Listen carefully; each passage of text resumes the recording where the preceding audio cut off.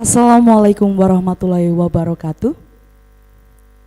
Shalom, Om Swastiastu, Namo Buddhaya, Salam Kebajikan, Salam dan Bahagia, and best wishes to all of us. We delighted to welcome you to the 4th International Conference on Technology, Education and Science 2022, hosted by the Institute of Research and Community Service, Universitas Sarjanawiyata Tamansiswa, Yogyakarta, Indonesia. It's been a great honor for me, Epsilandri Septiarini, to be your master of ceremony for this event. On this occasion, please allow me to use two languages, Bahasa Indonesia and English. Ladies and gentlemen, please allow me first to read the agenda for today. Opening and pray, sing Indonesia Raya and Tamansiswa hymn, remarks, opening speech, photo session, plenary session, question and answer, giving token of appreciation, closing, and parallel discussion. First of all, let's say all the praise and gratitude to God due to all of His blessing, mercy, and guidance. We can attend and participate in this special event without any obstacle. And before we come to the main session, let us start by praying first, so today's event will run well without any obstacle at all. Pray based on individual belief begins.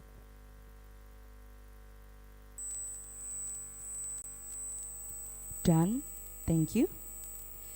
Ladies and gentlemen, we would like to welcome you again to the 4th InCoTES 2022, run by the Institute of Research and Community Service, Universitas Sarjanawiyata Tamansiswa, Yogyakarta, Indonesia.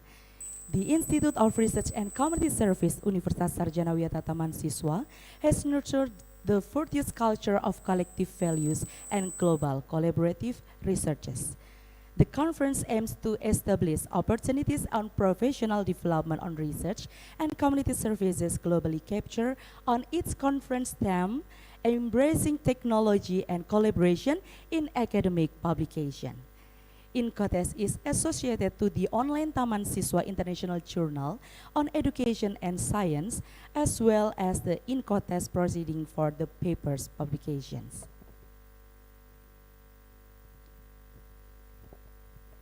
It is an honor for me to introduce and welcome the guests at our screens and on-site.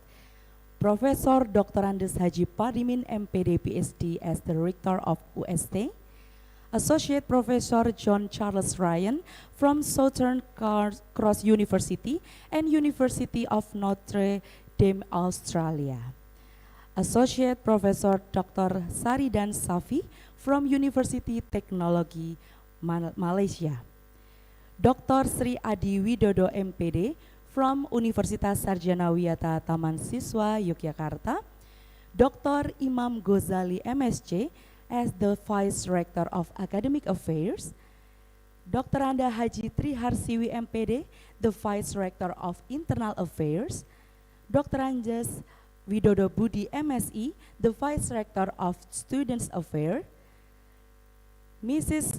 Yuyun Yulia M.Pd PhD, the Vice Rector of International and Partnership Affairs, Professor Dr. Haji Supriyoko M.Pd, the Director Primary Education Graduate Program, to all the deans of the faculties in UST, the heads of the departments in UST, the head of the Institute of Research and Community Service UST, the head of Institute Development, the head of Quality Assurance Institute, Mrs. Santiana M.Pd and Mrs. Ima Widyasuti SSMA MA Test all as moderator for our plenary and Q&A session today. Last but not least, to all distinguished presenters and participants of the 4th International Conference on Technology, Education and Science. Please give applause for us. So, ladies and gentlemen, we are now going to listen to the opening remarks from the Committee Chairman of the 4th International Conference on Technology, Education and Science 2022. Please welcome Mr. Didi Supriyadi, M.Pd.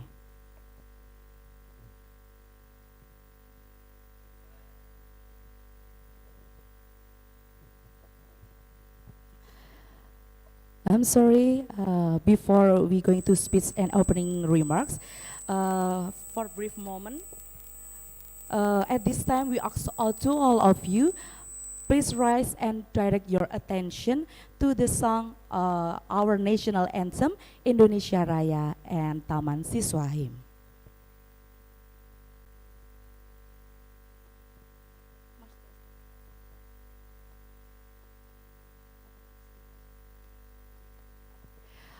I would like to invite you to the audience in this room to stand up. Thank you.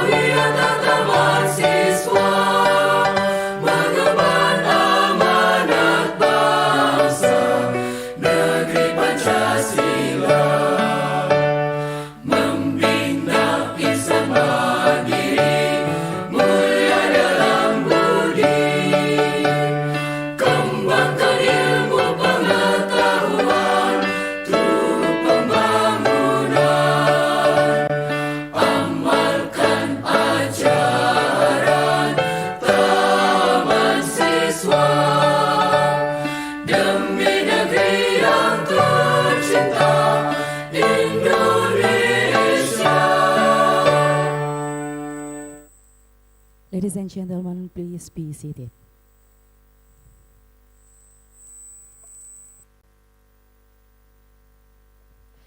All right, ladies and gentlemen, before we are going to the next agenda, please let us see and enjoy the traditional dance from our students. Please enjoy.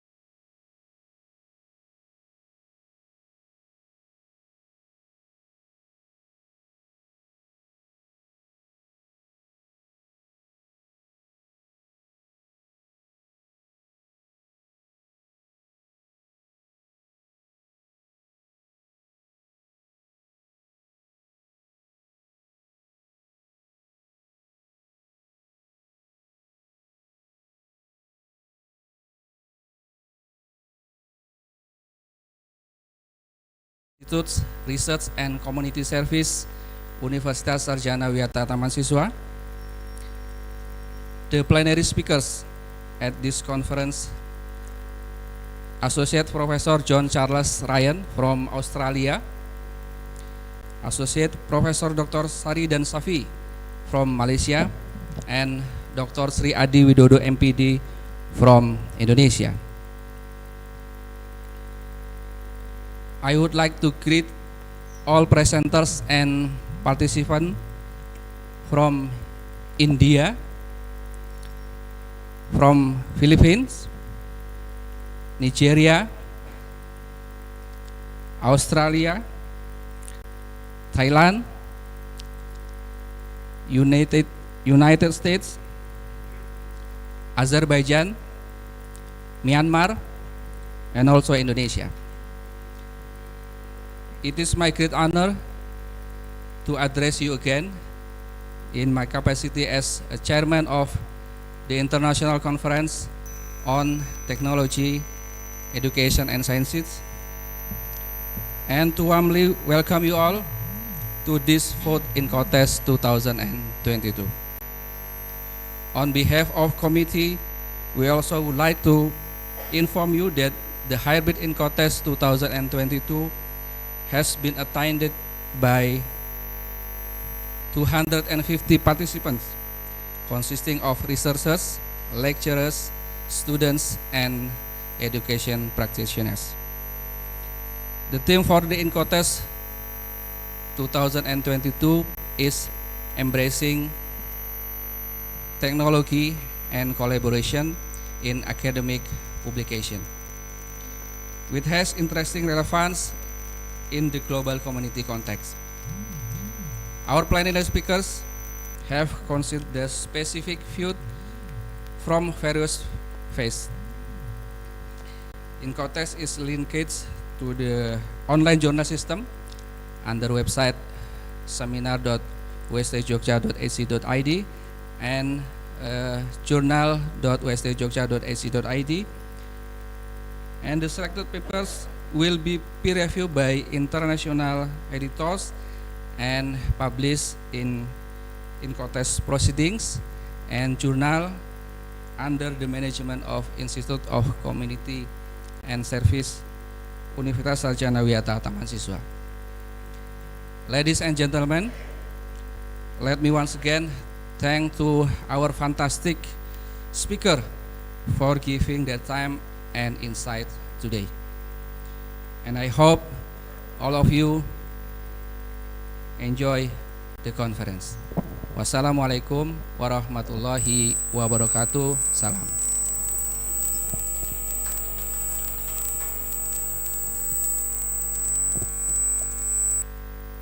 Thank you, Mr. Didi. Now, ladies and gentlemen, the welcome speech delivered by the head of the Institute of Research and Community Service, Universitas Sarjanawiyata Tamansiswa, Dr. Siti Rohmiati, M.Pd. The time is yours.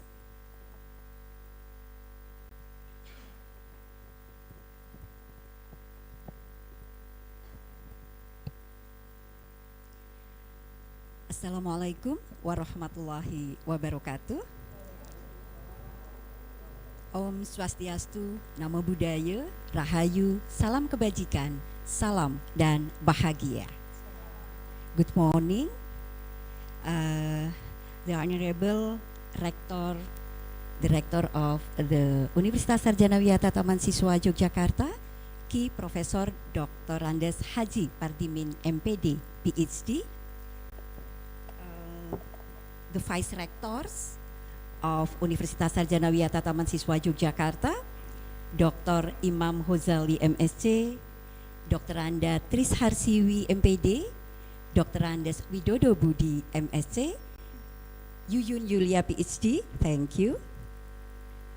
The plenary speakers at this international conference, Associate Professor John Charles Ryan from Australia, Associate Professor Dr. Sharidan from Malaysia, and my friend Dr. Sri Adi Widodo M.Pd from Universitas Sarjanawiyata Tamansiswa, Yogyakarta. The Director, Postgraduate Schools, Deans, Heads of Departments, Heads of Units of Universitas Sarjanawiyata Tamansiswa, Yogyakarta, and the committee, thank you, Mr. Didi and Super Team, thank you. And all selected presented and participants especially from Nigeria, India, Pakistan, from Malaysia, Philippines, from New York, from Malaysia, from Indonesia, and all participants. Welcome to the 4th International Conference on Technology, Education, and Sciences, InCoTES 2022. The InCoTES is an annual international conference organized by the Institute of Research and Community Service, Universitas Sarjanawiyata Tamansiswa, for supporting the research dissemination and the reestablishing the international networking. The Institute of Research and Community Services, Universitas Sarjanawiyata Tamansiswa, Yogyakarta, has a long-standing commitment to research and community services. The number of research nowadays has increased significantly, and InCoTES provides unique opportunities in networking and joint research. This year, Alhamdulillah, more collaborative research between lecturers, students, and education practitioners were done in Universitas Sarjanawiyata Tamansiswa. I really encourage you be bold in knowledge, share ideas, and strengthen your networking in research and community services with us. And finally, I would like to invite Mr. Dr. Imam Ghazali, MSc, Vice Rectors of Universitas Sarjanawiyata Tamansiswa, Yogyakarta, to open the 4th International Conference on Technology, Education, and Sciences, InCoTES. I wish all InCoTES participants get a priceless experience, and lastly, I have a wonderful conference. Thank you very much. Wassalamualaikum warahmatullahi wabarakatuh. Salam.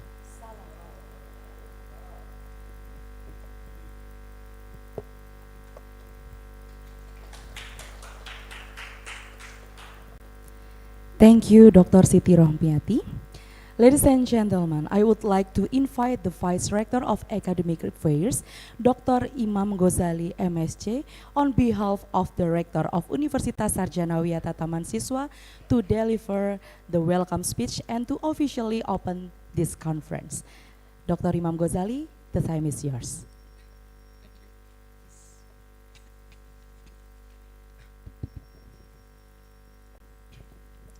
Assalamualaikum warahmatullahi wabarakatuh.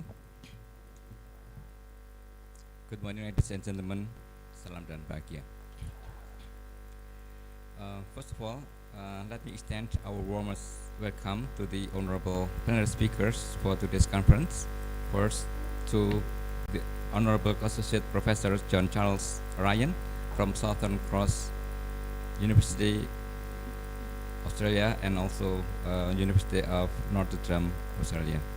Second, to the Honorable Associate Professors Dr. Sharidan Shafie from Universiti Teknologi, Malaysia, and also to my colleague Dr. Sri Adi Widodo, M.Pd from UST, and also my warmest greeting to from Wednesday to all paper presenters and also the participants for this conference of the 4th International Conference on Technology, Education and Science, or InCoTES 2022. UST, through the Institute of Research and Community Services, places human resources development as a high priority in research and community services. To accomplish this, UST has been developing collaborative activities with all researchers nationally and internationally, such as today's 4th InCoTES, as a means of exchanging ideas. From previous events, we learned that this kind of activity, a conference held in collaboration with researchers, teachers, and practitioners from national and international universities, is one of a very effective programs of empowering human resources and capacity building development. Through this InCoTES, we establish a new horizon on professional development, networking, and partnerships on research and community services. We do also hope, or we invite that after this conference, more collaborative researches and also community services will be held from these conferences. By reciting Bismillahirrahmanirrahim, I declare the 4th InCoTES 2022 officially open. We strongly encourage you to take the best benefit from this InCoTES 2022, and we wish you enjoy a fruitful conference and discussion. Assalamualaikum warahmatullahi wabarakatuh.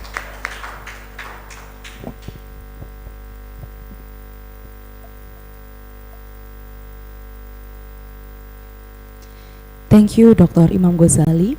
So before we proceed to the main session, ladies and gentlemen, now we will take a photo session. So we would like to ask all of you in Zoom to turn on your camera and show your thumbs.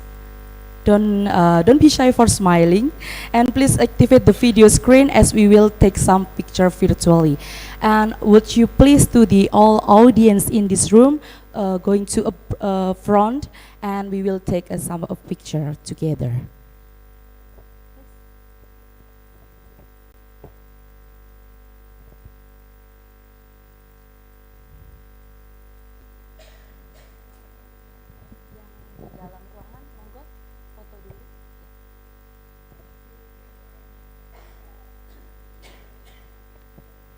Yes, the audience in this room, would you please go front to take some picture? And to all audience in Zoom, the operator will be held the picture virtually.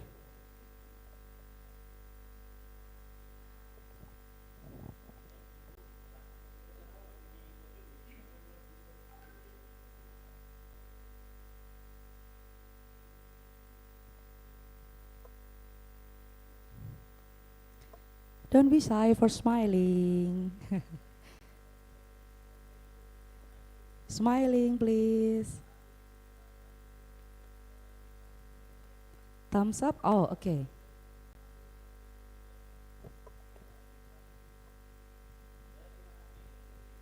Thank you so much to the all audience in this room and in Zoom.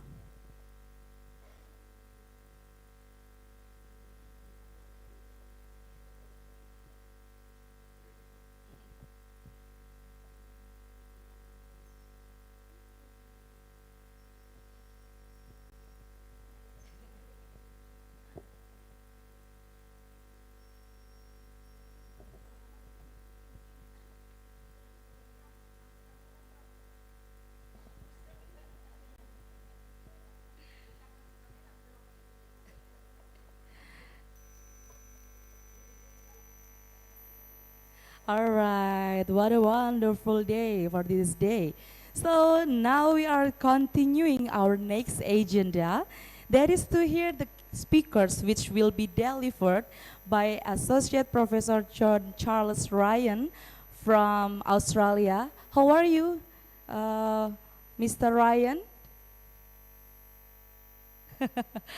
And then Associate Professor Dr. Sharidan Shafie from Malaysia, and also Dr. Sri Adi Widodo M.Pd from Universitas Sarjanawiyata Tamansiswa, Yogyakarta, Indonesia.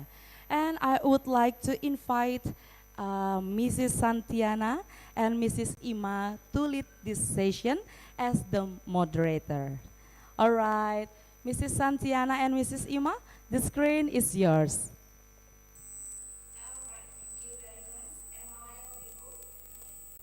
Yeah, yeah, Miss Santiana. Waalaikumsalam.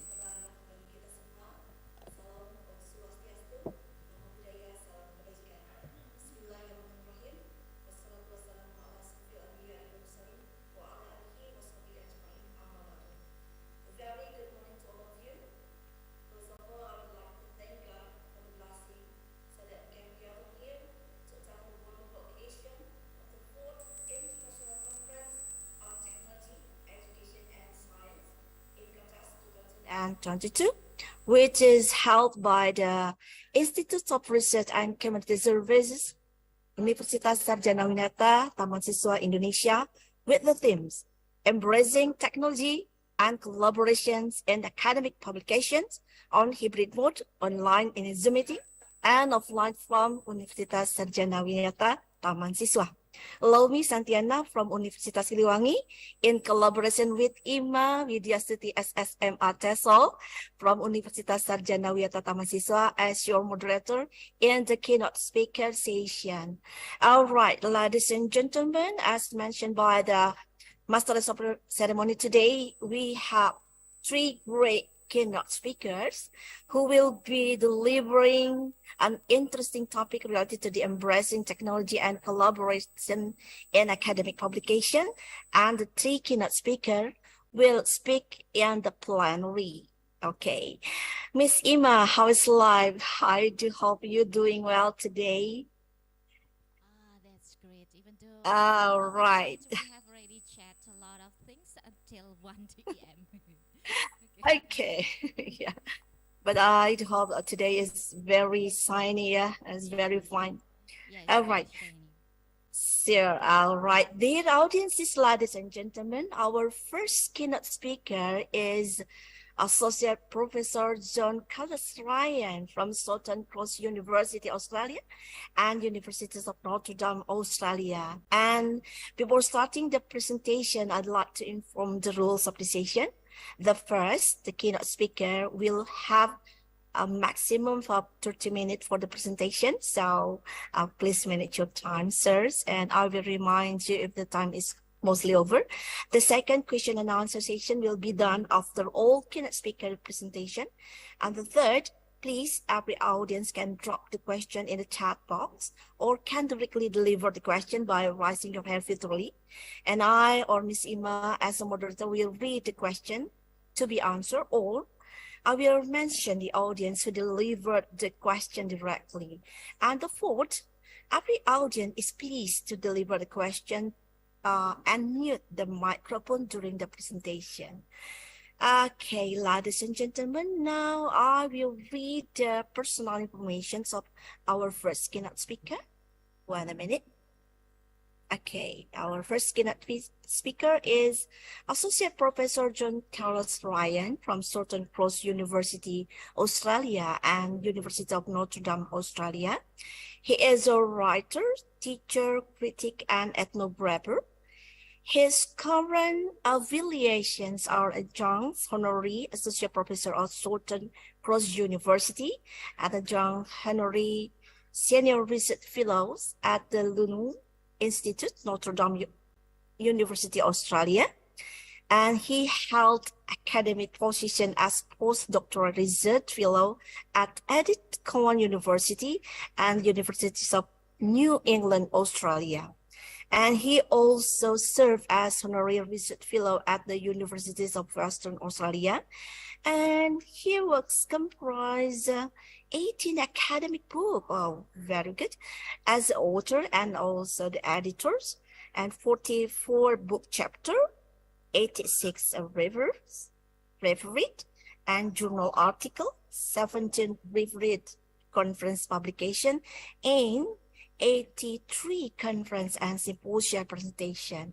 He also published in high impact journals such as Educational Theory and Philosophy, Australian Humanities Review, Continuum, Environmental Humanities, Environmental Philosophy, Interdisciplinary Studies in Literature and Environment, Global Media Journal, Oral History Australia Journal, Media International Australia and Tax, and with Bloomsbury, Brill Brick Queen, New Scott Book and Routledge, Women and Littlefield, Sunny Press, and University of Michigan, University of Minnesota, and University of Washington. And today, his research has attracted competitive international funding. And his poetry and non-fiction have been published internationally by Fremantle Press, Margaret River's Press, our poetry magazine, Australian Geographic, Akan Coordinate Poetry Review, and Griffith Review. And a review of his work have appears in Australian Poetry, Sydney Morning Herald, and Conversation, and also Weekend Australian.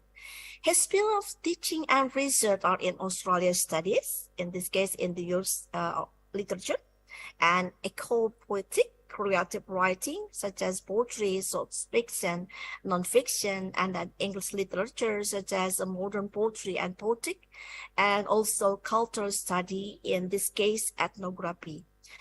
And he also interested in environmental humanities, in critical plant study, digital humanities, media and communication, studies eco-criticism, plant and literature, and professional writing, editing, and publishing.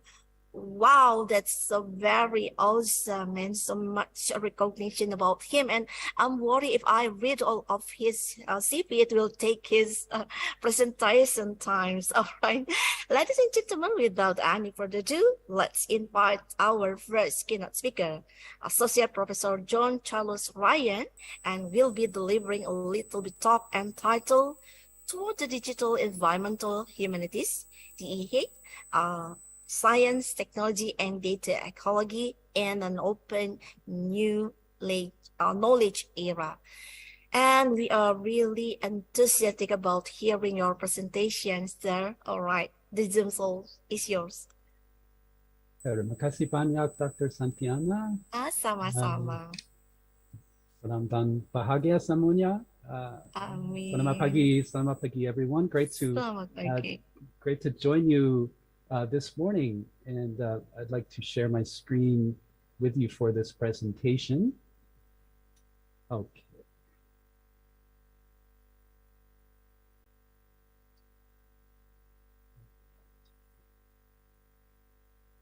So thank you so much, and welcome to this presentation towards the digital environmental humanities. And the abbreviation that I will use throughout the talk for the next 25 to 30 minutes is DEH. And so in this talk, I'm bringing together the domains of science, technology, and data ecology in an open knowledge era. And so I'll be discussing collaborative research that often leads to different forms of open access publication. They could be traditional book or article outcomes, but also maybe you could call them alternative or non-traditional outcomes, such as archives or repositories of data. All right, so I'm John Ryan, very happy to join you today representing Australia, but based here for the moment in the Eastern United States. And the pictures shown here are from an open access archive known as Biodiversity Heritage Archive. Okay. And this is an open access resource that demonstrates the digital environmental humanities in action, put into practice for building environmental awareness in this case of Australian biodiversity. And so this is the overview for this morning. I'd like to introduce DEH, this relatively new field, as what I call an Anthropocene intervention, and I'll define that in a moment. I'll then give you a very brief history of the digital environmental humanities, and then a few theoretical and methodological elaborations of this young field. I'll turn to an example of recent advances in the digital environmental humanities, and then I'd like to give you 5 themes that I see as emerging within this field at the moment. It's a dynamic field that's really in process, it's in development, so it's important to engage with it now, engage with its momentum. And that first theme is place mappings. I'll talk about that in relation to a project called Music Geography Project. The second is citizen eco-humanism through the example of the Atlas of Living Australia. The third is perennial eco-archiving, and I'll present the example of the Rosetta Project. The fourth is Anthropocene narratives through the project What is Missing. And the fifth theme is human-plant relations, and I'll give the example of the Native American Ethnobotany Archive. I'll conclude with some recommendations for further developing the field of DEH in Indonesia and in Southeast Asia as well, more broadly. All right, so this image is actually of the center of Perth, Western Australia, right? As it may have appeared in 1827 at the time of British colonization. And so this is a visualization that was created using GIS and 3D modeling techniques derived from a range of archival resources. So historical accounts of Perth and historical images and paintings of Perth. The modelers assembled all of this diverse data and were able to reconstruct the original landscape of Perth, Western Australia. So you see that there is a chain of wetlands there. There's a vegetation covering the site, which is now a highly urban city center. Okay, so this is a project that's called Perth's Rediscovering Perth's Lost Wetlands. It's an open access resource now, and it exemplifies what I mean by an Anthropocene intervention. That's a project that builds broad public awareness of the interlinked ecological and cultural issues of our current era, and which ultimately inspires people in some way, whether that's in an educational setting, a conservation setting, a political setting, or whatever it may be. This kind of resource can be adapted for multiple uses. So the Anthropocene, it's a term that is increasingly common, and technically speaking, it's a unit of the geological time scale. The Anthropocene, according to Zalazewicz, is an epoch that reflects profound and ongoing Earth system change. Okay, so for the last 10,000 or so years, we've been in the Holocene, and biogeographers point to the mid-20th century as a time of great change. This was a time called the Great Acceleration, when the human population really took off, and also a time when nuclear detonations started to impact the Earth. And so biogeographers point to the mid-20th century as the transition period from the Holocene to the Anthropocene. So scientists are arguing that we are in a new geological epoch. So it's a quite dynamic time of change, maybe even turbulent for many communities across the world. So when I speak of an Anthropocene intervention, it's one that deals with these vast urgencies, whether they are climate change or biodiversity loss, environmental injustices, indigenous peoples' loss of land rights, whatever the urgency is, it's increasingly grouped under this idea, this term of the Anthropocene, a new age in which human impacts are inescapable and profoundly transformative. Okay, so in this context, the digital environmental humanities has about a 10-year history. And in a nutshell, this field brings together digital advances to understanding the environments in multiple ways. So understanding the environment culturally, socially, artistically, and also scientifically and ecologically. So bringing digital methods to bear on those kinds of concerns. And so it's a fairly young field. In fact, one of the first events occurred in 2013. This was a workshop convened to bring together, quote, in the words of the organizers, leading scholars in the areas of the environmental humanities and of the digital humanities to discuss the conceptual frameworks, digital tools, and partnerships to produce and showcase innovative new multidisciplinary research projects.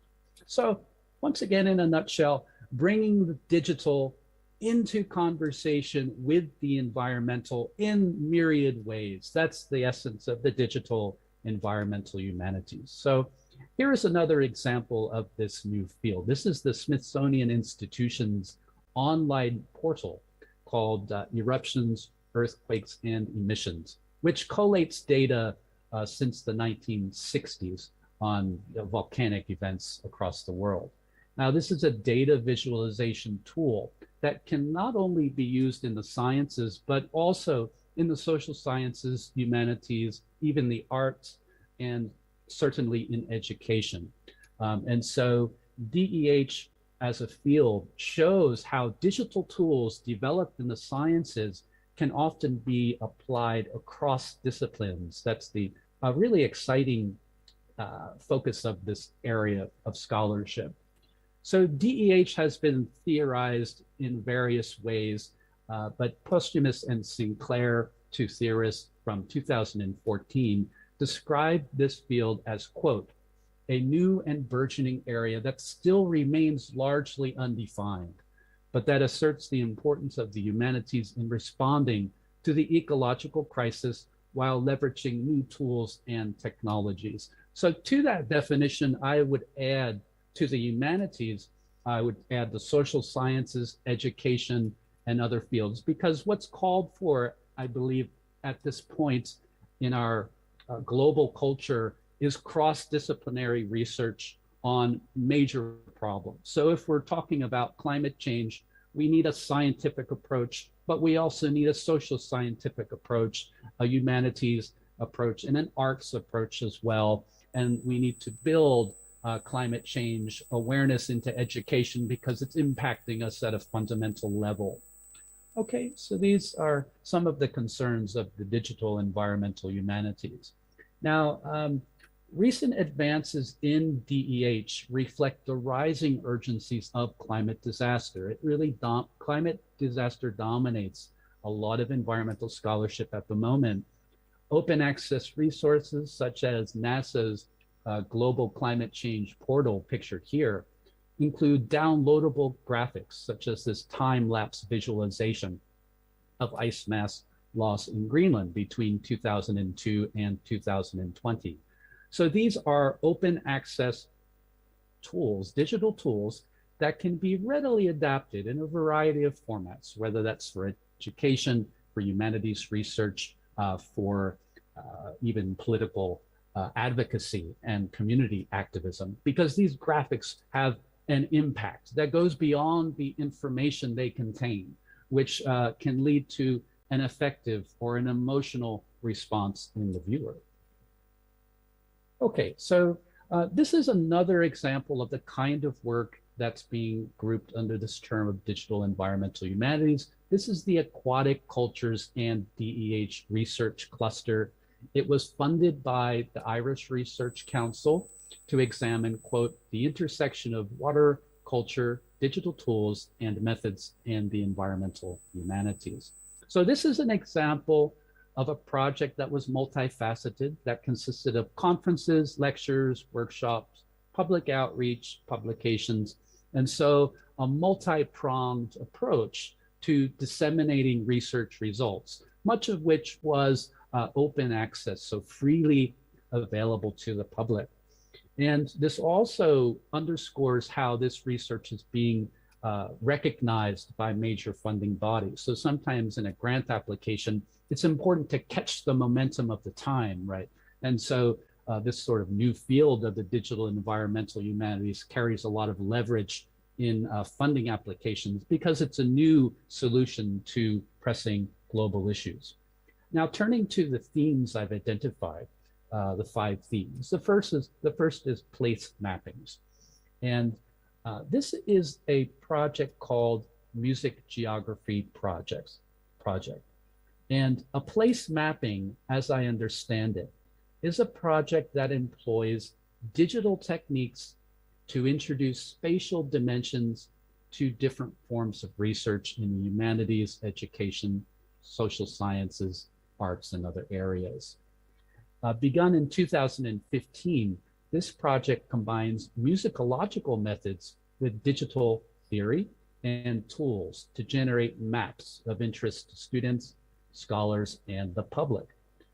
It originally began as an effort to understand the musical life of 1924 Paris through maps, right? So mapping music, putting a spatial dimension to something that, to a research that is often conducted in a very different way, right? If we think of literary research as quite textual, if we add a mapping dimension to it, it radically changes our view on literature and the process of research.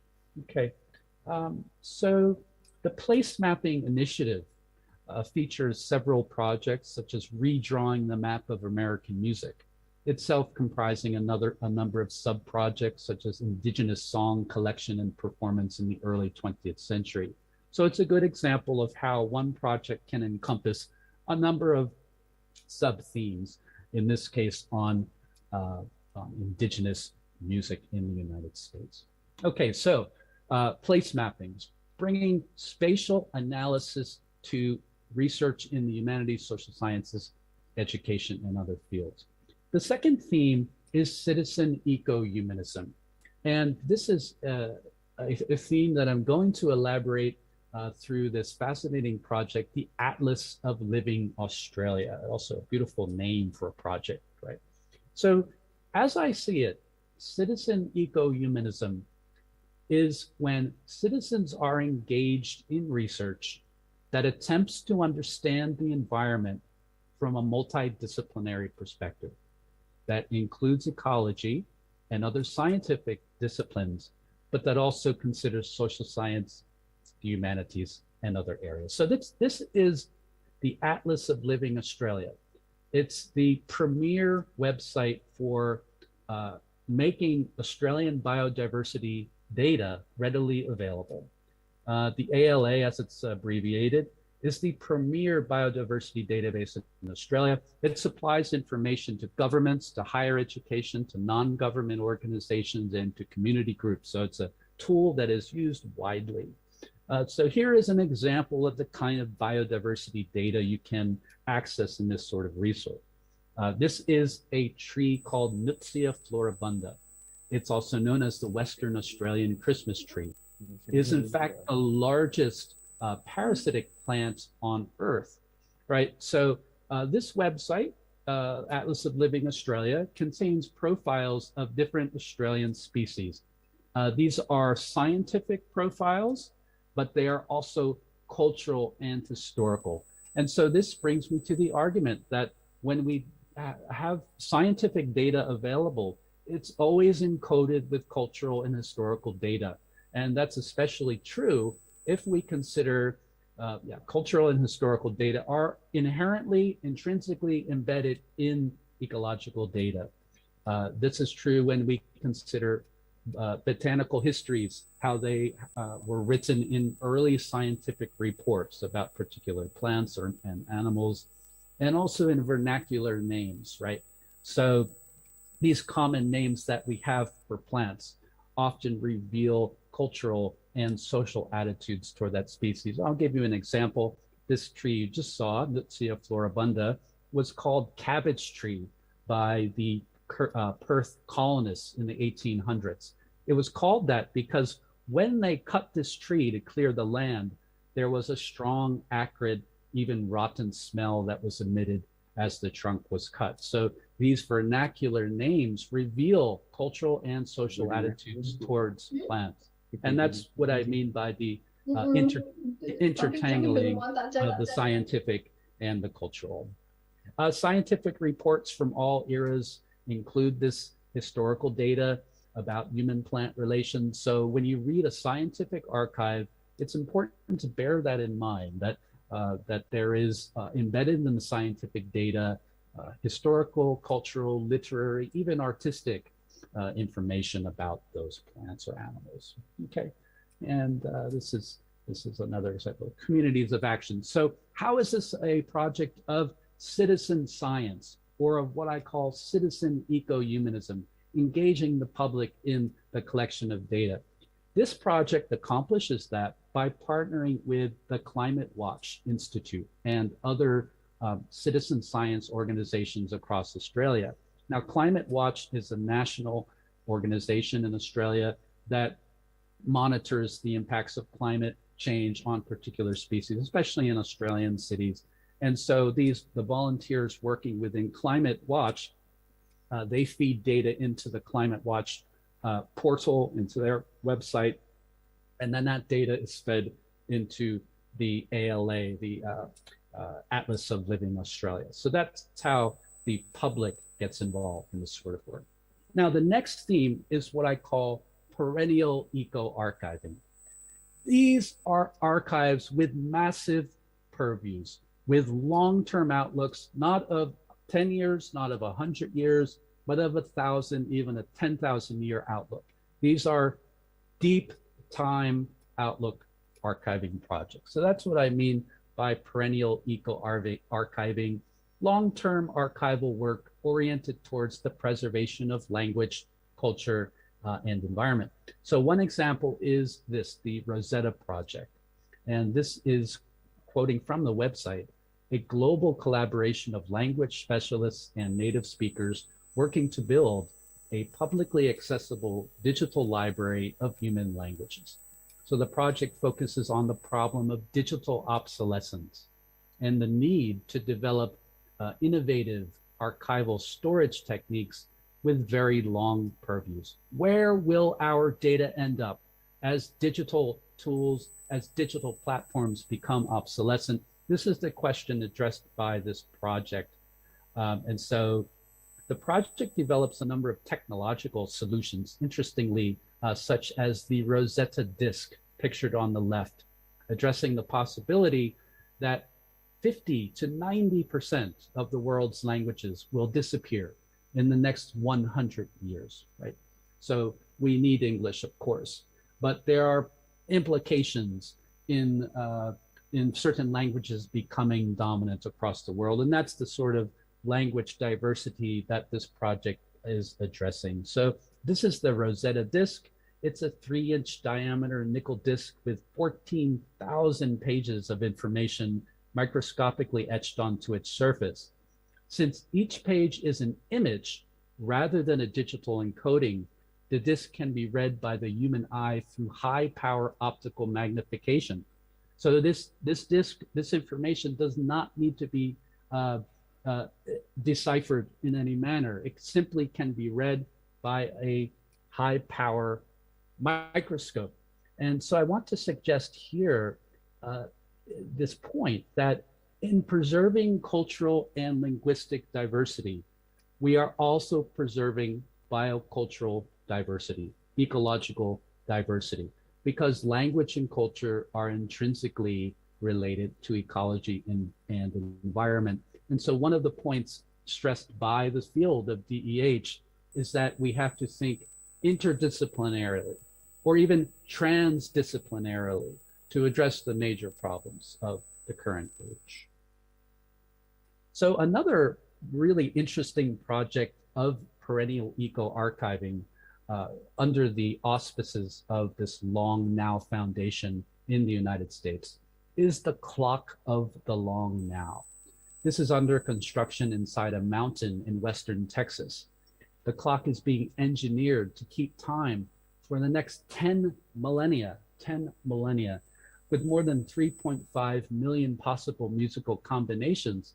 The clock will produce a different chime each day for the next 10,000 years. So ambitious, very ambitious projects that address the short-term thinking that plagues human thought at this moment in history, right? Being able to think across generations, that's essential to this kind of perennial eco-archiving work. So the clock reflects design principles of longevity, maintainability, transparency, evolvability, and scalability.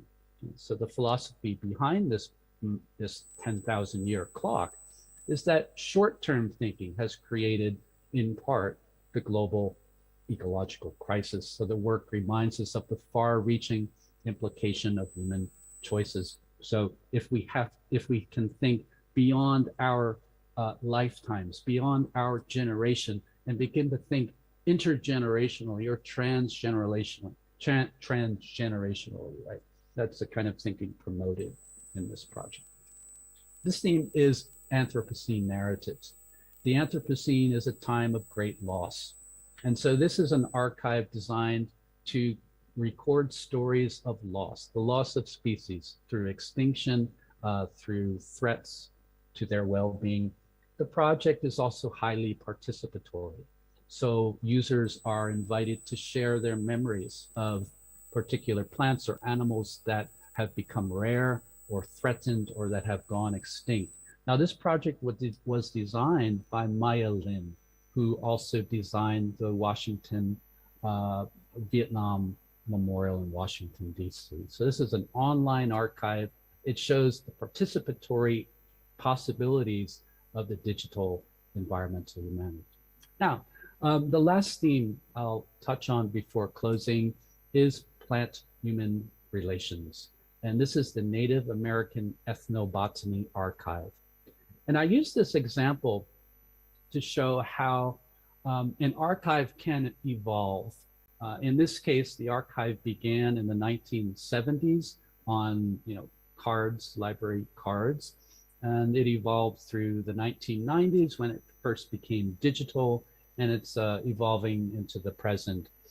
So the idea here is that you can search this archive by plant species, whatever that species is, and then you can learn ethnobotanical information about the plant. So how traditional cultures have used the plant. This is the Pacific silver fir, a plant of native North American usage. And we can learn, for example, that silver fir, you get the species overview, and then you can learn that silver fir was used as a medicine and in other ways. So the database links plants to Native American cultures. In that way, it affirms the importance of human-plant relationships over time. So not so much the plant as an object of research, but the relationships between people and plants that are sustained over thousands of years.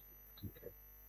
Right, so connecting cultures to plants, that's the essence of the Native American Ethnobotany database. So I gave you 5 emerging themes in the digital environmental humanities.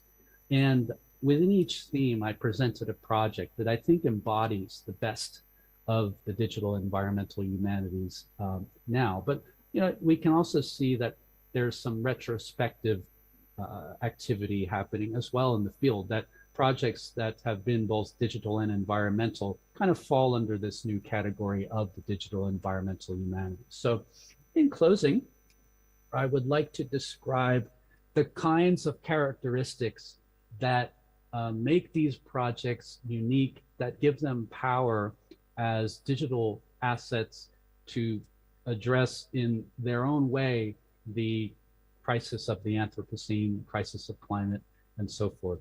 So the first 2 qualities paired as such are participatory and open access. So building citizen participation into research and implementing strategies to sustain that participation, both public and scholarly. It's very easy to devise a project it's much harder to sustain a project over time.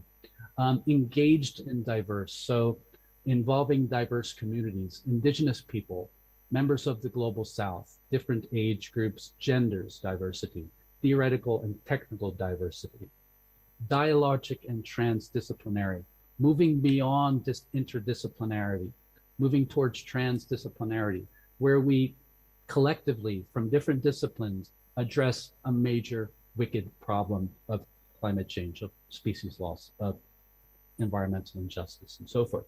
And integrating scientific methods into digital technological solutions while preserving humanistic concerns.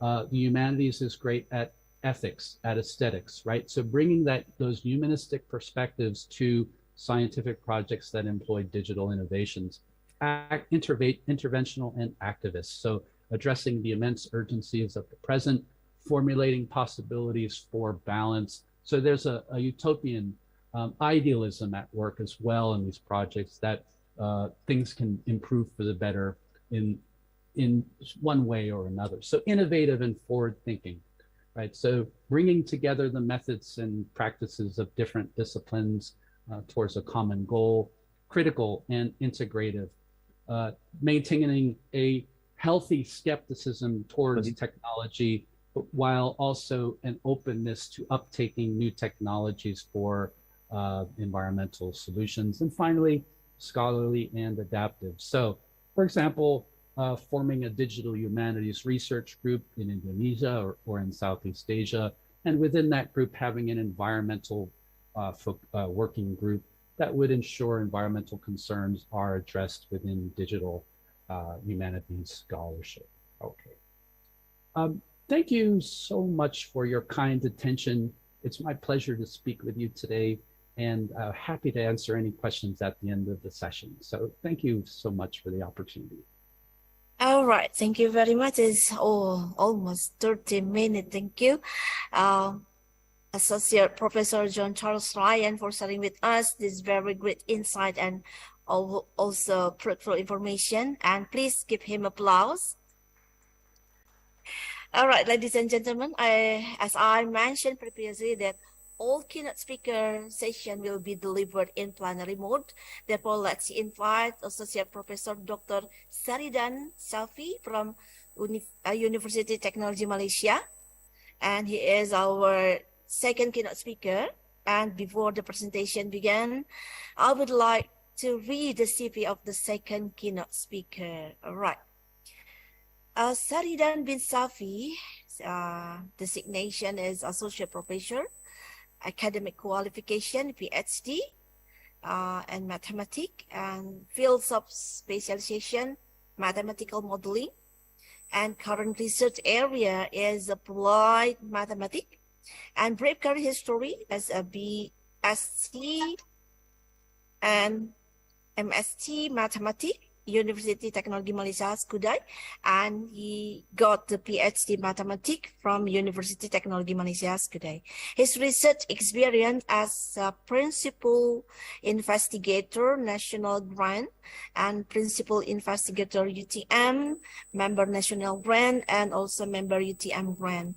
In addition, he got funding for the research and conduct activities regarding undergraduate, master, and also doctor degree students.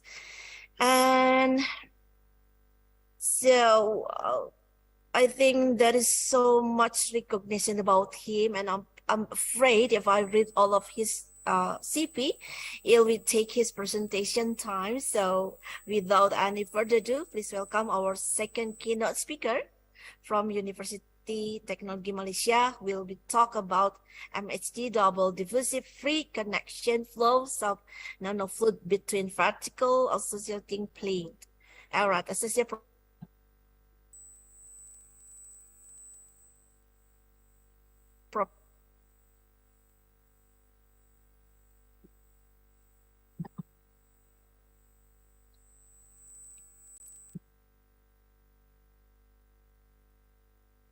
Hello. Can anybody hear me? Yes. Yeah, okay. Can I proceed my talk now? Yes, of course. Okay, all right. Because I am okay. Thank you, Chairperson, for the introduction, and thank you for the organizer for the invitation to share my talk today. Of course, my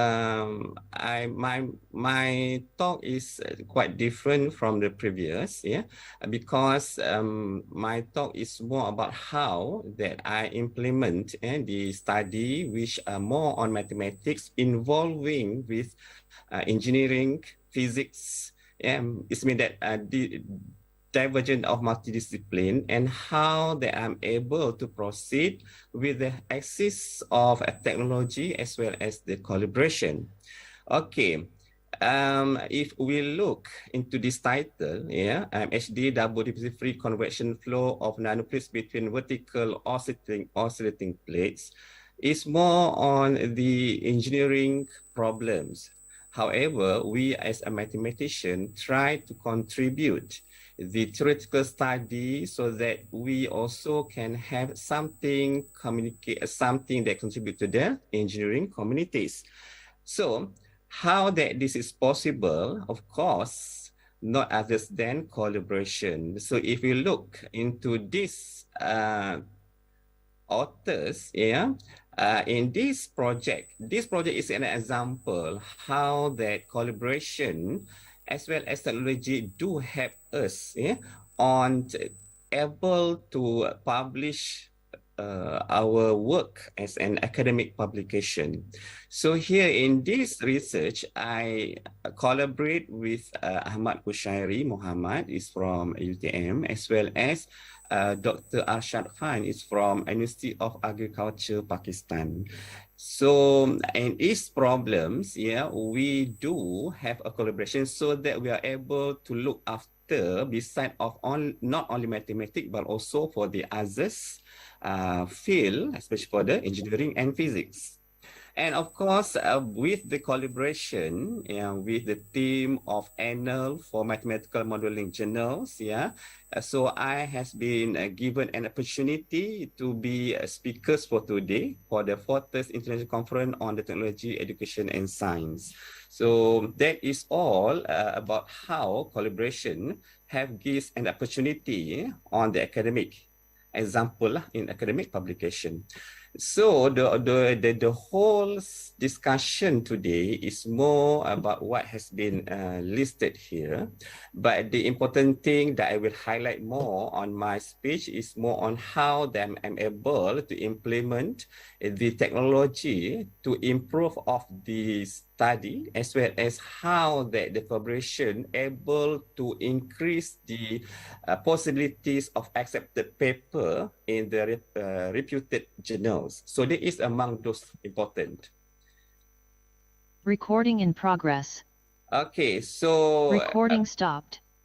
Presentation overview is about how I will describe about introduction, of course, mathematic formulation of the problem, some result discussion, conclusion, encouragement, and references.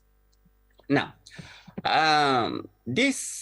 my sharing now, if I read one by one that have been written here, surely is maybe create difficulties to understand by the audience, But however, so do I, because I'm mathematics, and what I'm sure here is more about the situation occurred in the technologies. Situation occurs for the engineering problems as well as physics, but I'm able to present it here because of technology as well as because of the collaboration. Now, if I'm discuss here, the first one, what I'm studying now is on the motivation. The problem created or occurred in engineering is about the free convection flow, which can be found a lot in the purification of crude oil, pumps, accelerators, petroleum industry, and power generators. And all this actually is basically from the engineering community. So researchers, regardless of mathematician, engineers, physics, social science, so it can be done, it can be done because of technology. And in this case, what we found that this problem actually created to be more interesting if we able to study by the effects which are different from the research have been done before. So how that we know that this kind of effect is very interesting, of course, from a data. So where the data come from, of course, there are so many engine searching that which able for us to look after what the most demand effect that related to our study. In this case, we found that among those are MHD, porous medium, radiation, chemical reaction, constant wall temperature, heat flux, viscous dissipation, and oscillating problem. So all these effects essentially is due to the situation occurred in engineering. So as a mathematician, we are able to look on this situation because we have a collection of data which able to access through the Scopus as well as the Web of Science apps. So this is very important, and how technology to increase the way of we do research and what is the most demand. Okay, from this we obtain that the study of oscillatory flow, a channel is important in science engineering applications such as for this is what we obtain. Now, so when we go along, after we come to the situation where we find what kind of gap that most probably need to be considered so that this study are able to give a contribution to those who are needed. So this is what we found after we go through all the process. So this is more on the term of technology. This is more on term of technology or to the engineering. Double diffuses, nanofluid, all these are important to the technology. How that we as mathematicians know that this is the most important thing to study and this is the most demand by the engineers.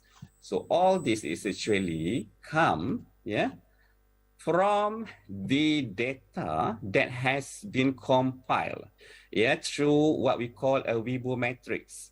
Weibull matrix is one tool, we can say that data searching for the materials, where Weibull matrix, when we include a keywords, for example, like here, cooling system or cooling technologies, we know in which area, in which country, in which university in this world, this study are most demand. So by doing this, it can help us to collaborate. By collaboration, it can help us to have a knowledge transfer.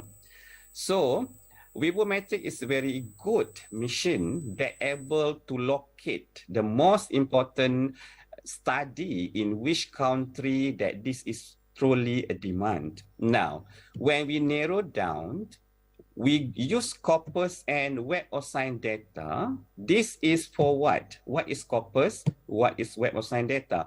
So from the previous study, I showed to you all these things, all discussion here. From this, all this item that I'm discussed here, of course, is quite difficult to understand. But when we go to the Scopus and Web of Science data, it makes our search material become easier.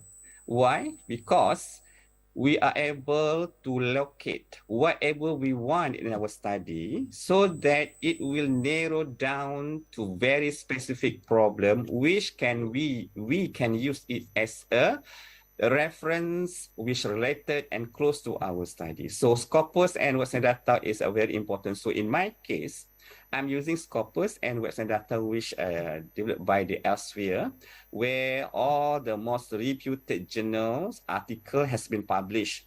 So by doing this, it's easier because it assists us as a researcher. Even I'm not an engineer, but I'm a mathematics. We are able to locate what kind of problems that able to need to be solved by engineer, and we are able to help them on solving, of course, by theoretical study. So this is among those why technology are very the technology are very important on how that at the end we are able to publish part of the academic publication. So if you look at the, of course, any research, we need to have objective of study. Yeah, this is a normal way on doing research. Yeah, in this study, we are trying to investigate the effects of nanofluid with the mass diffusion. We also trying to investigate different parameters which we found in the data by Scopus and Web of Science, which are not yet studied by other researchers. Yeah, the factors are magnetic radiation and chemical reaction, which are studied in the nanofluid problem. So also from the data, we found that oscillating nanofluid is more interest. And this problem will be solved using Laplace transform method. This is so conventional. This is all type of methods. However, even this is all type of methods, as a mathematician, we're able to solve it. So it's a very, very interesting. But when we talk this in the perception of engineers, I believe they don't agree. Why? Because there are so many technologies that has been developed to solve any equation that most believe for the governing equation can obtain result easily. Means that tools from any software, but I will discuss it later how that this also able to solve by any kind of tools that have been developed to solve numerically. And of course, in this study, from the data, we use water and copper nanofluid to be more that need to be highlighted. Okay. This is about the symmetric diagram, how the physical of the problems appeared here between two vertical plates. We have the distance is h, and one of the plate is oscillates, and we are going to study. So in this case, what is all about? We just want to study the behavior of the fluid flow in this channel or in this between two parallel plates, which one is oscillate. So that is only the problem that we're going to consider in this problem. Okay, so this is the mathematics part. Yeah, because I'm a mathematician, we involved with a lot of mathematics, but I believe those who are in the engineering parts, science also involved with a lot of mathematics. And interestingly, actually, this mathematics has been proved. All the analysis has been done and is able to be extended to solve a double of the problems which is more related to the nanofluids problem. Okay, just some simple introduction. Number one is known as momentum equation. Number two is known as the energy equation. And the third one known as the mass diffusion equation. And the related to the condition as given here. So actually, as a mathematician, this governing equation representing the whole about the problem that we are going to solve. So we transform the problem statement in the form of mathematics. So that is the beauty and art of the mathematics. Yeah, we are able to solve the problem in the language of symbolic. Okay. Some explanation here. Yeah, we explain the term that can be used so that it's easy to be understood not only by mathematics but for the others laymen as well. But I think for the engineers, it's really quite easy because this is all the physical parts the engineers face every day. And this is because we are considering nano, based on the teacher review, the most important equation that bring to the physical part of thermal physical is given by equation number 4. So as I mentioned earlier, all the terms that solved by engineers, we compile in the language of mathematics. Okay. So all, of course, this is all mathematics. And as well as given equation 6 and this table given that we are using water and copper as our main ingredients for nanoparticles and the base fluid. Okay. this is okay. To explain why that we are how to solve this basically, because the governing equation previous is dimensional. All this equation is dimensional. So mathematically, if you want to solve, of course, it's not possible because dimension will influence and it's very hard to solve. We need to make sure that all the governing equation in terms of dimensionless. So this is the governing equation given in number 7 equation is really to give an situation, the equation previously more simpler to be solved. So we can observe here, 8, 9, and 10 is more easy to solve. Yeah, it's going to be the linear equation. And of course, the reason we use Laplace is because the equation is simpler and linear. Yeah, from a very difficult governing equation reduced to the dimensionless, which are more easy. And I think all the scientists, yeah, especially engineers and mathematics, will look this is easier to be solved. And this is the compilation of the important physical parameters, which are also dimensionless. Now, Laplace transform. And Laplace transform is a very old methods which are very, very important and contribute a lot to the engineering solution. So maybe the audience will ask why that I'm solving this algebraically, whereas it can be solved easily by using a lot of methods, tools in software such as Mathematica, MATLAB, MathCAD, and so on. Yes, the answer is yes, sure. But in this case, we don't have problem to solve it manually. We can say it algebraically, and it's very interesting as mathematician. It's very interesting to solve it and get the answer expression of the exact solution. To compare with numerical, we only can get the numerical result, which in the terms of plotting.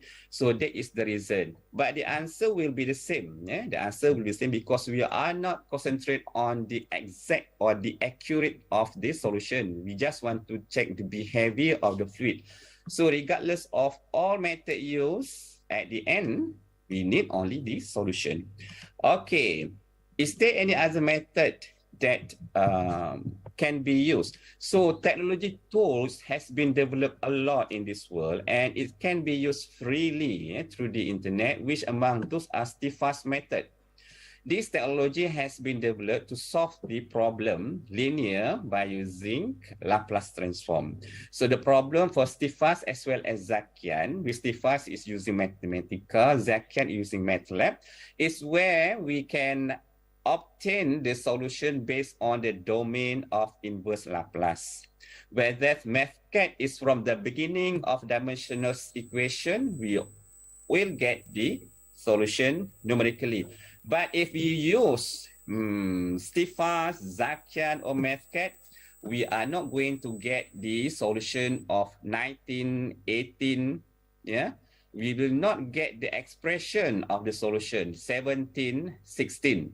Why? Because the tools developed just to get the approximation, or we can say is more on the numerical methods, which if we solve, we only get the plotting graph. We didn't get this expression. But for mathematics, it's a very useful because it also can contribute to the engineers to check their result with the exact solution that we managed to obtain. Okay, so this all, I think I no need to explain long because it's so mathematics symbol, which I believe nobody, not much interested. Yeah. So we are able to plot all this by using Mathematica.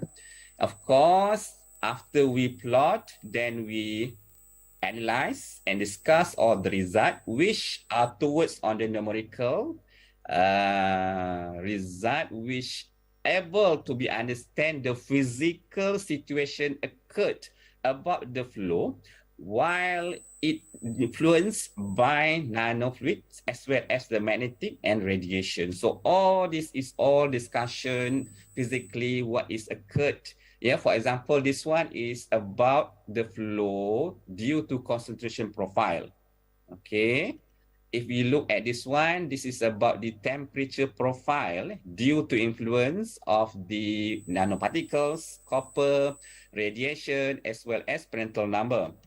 Whereas this is the result about the flow based on the velocity along between the two vertical plates. Yeah. So all this easily can be obtained from the technology. Yeah, plotting by Mathematica, you can plot by MATLAB, you can plot by Maple, the other thing as well. Okay, so this is the help of technology. Now, this is the result that I can obtain. So, of course, the contribution of this paper is to the engineers. So we need to list down here, not mathematically, but more on the physical parts. Okay, how that we can understand the physical parts? Of course, we need to collaborate with those are expert. Collaboration, again, play the important role. Yeah. So the collaboration able for us to make sure that we can list the conclusion which can contribute to the needed of the engineers. Okay, so finally, I can conclude that, yeah, from example of these articles, yeah, example of this research, showing that technology and collaboration totally help us, yeah, on getting academic publication, yeah, for example, conference proceeding, book chapter, journal, dissertation, and thesis. Not only to publish, but also after able to be published, we also want to increase our visibility and citation. Of course, one tools that we can use is ResearchGate. ResearchGate is a very, very good tools or application which increase collaboration and networking. In my case, so far, more than 300 articles, yeah, book chapters, proceeding, and so on has been published. So this is the way that we implement so that the number of academic publication increase and able to be published in very reputed journals. Okay, I think that is all that I can share how that collaboration and technology do help us in our academic publication. Okay, back to the chairperson. Thank you so much for the listening. All right. Thank you very much, Associate Professor Dr. Sharidan Shafie, for sharing with us this very valuable insight and fruitful information. Frankly speaking, it is quite new for me. So I really enjoy your presentation, and please give him applause. All right, thank you. And ladies and gentlemen, because we only have a limited time, so now we go through the third keynote speaker, and we have Dr. Sri Adi Widodo, M.Pd, who is ready in person at Universitas Sarjanawiyata Tamansiswa, Indonesia. And for leading his presentation, Ms. Ima Widyasuti SSMA TESOL will be in charge of this. Ms. Ima, are you there? Yes. All right. Okay. The time is yours, please. Okay, thank you, Teh Anna. Sometimes we call her Teh Anna. So cute and beautiful. Okay, I would like to invite Dr. Sri Adi Widodo, M.Pd. Would you please to come from? Yeah. No. Come from. Come on, Bapak. I will be with you. Okay, and I also like to thank to all for today's conference. Okay.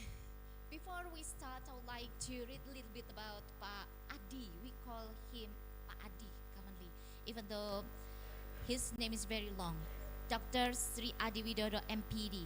Okay, he is the lecturer at Universitas Sarjanawiyata Tamansiswa, and then he is also the chief editor Indomat.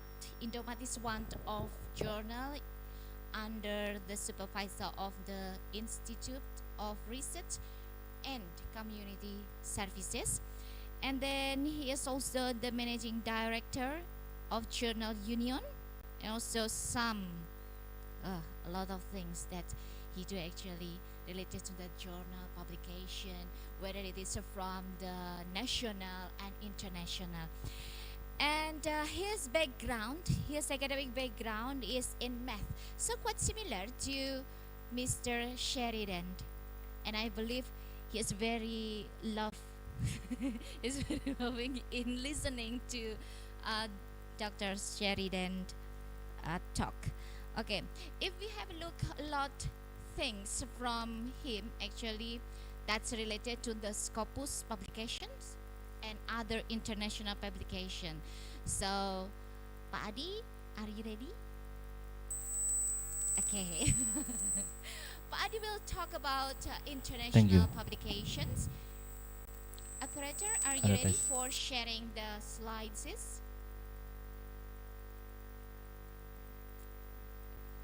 Yeah.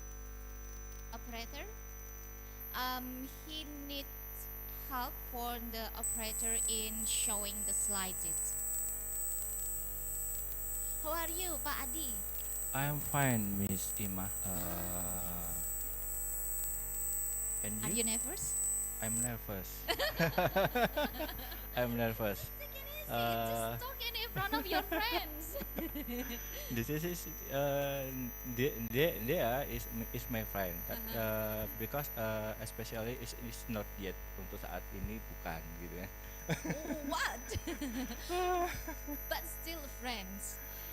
And if we have a look a lot of chat on our WhatsApp group, you see that many friends from overseas and also home country, they are really love doing research. So next we will have that research.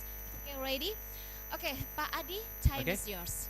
Okay, thank you, Miss Ima, and thank you, Miss Santi in online Zoom.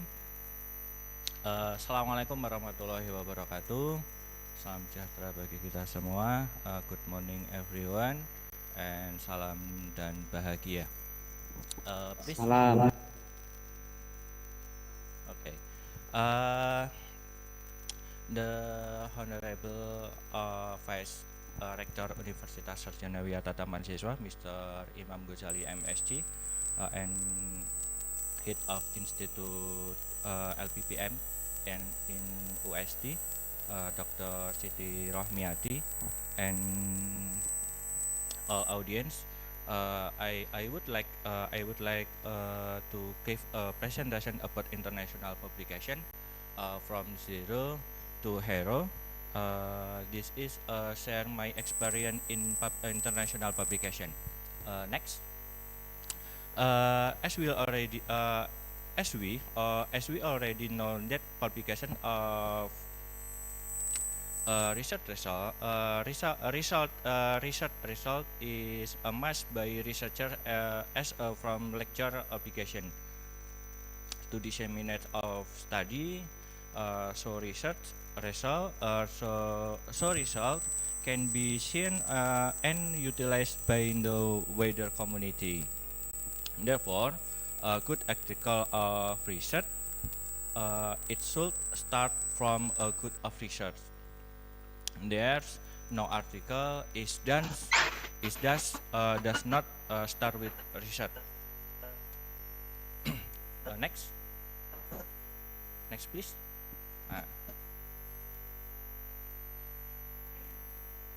There are at least 7 criteria related to good research, namely, number 1, trending issue, their update. Number 2, research must be clear and focused. Number 3,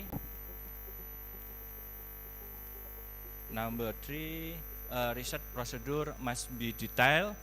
And number 4, the data analysis must be clear and precise. And number 5, using scientific step. And the last, the integrity. But if this is closely related to the publication of research result, then these 7 things must have global issue, not local. Next, please.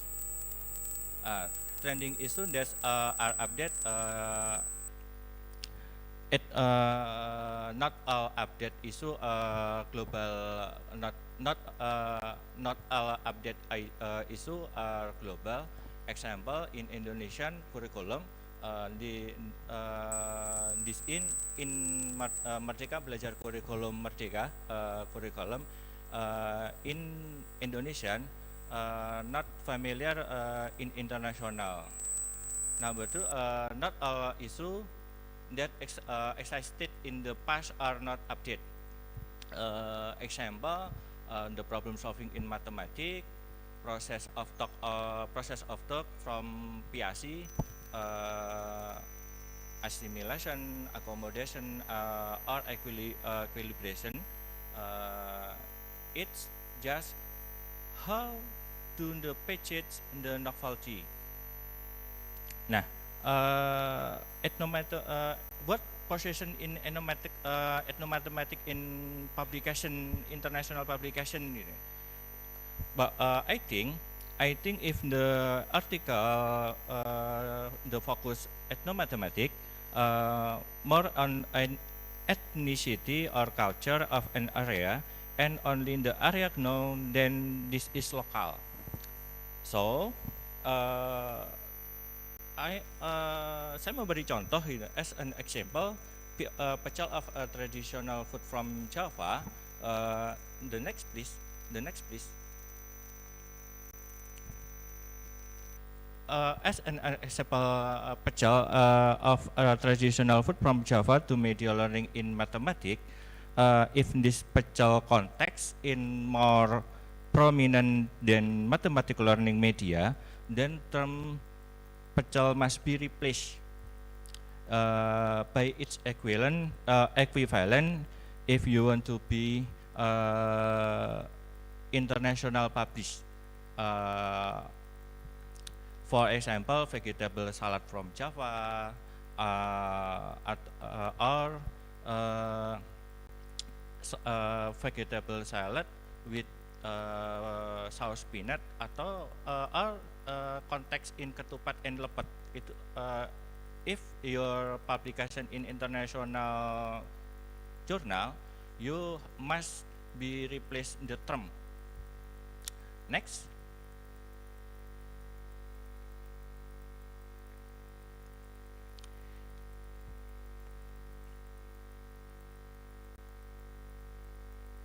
Research must be clear and focused.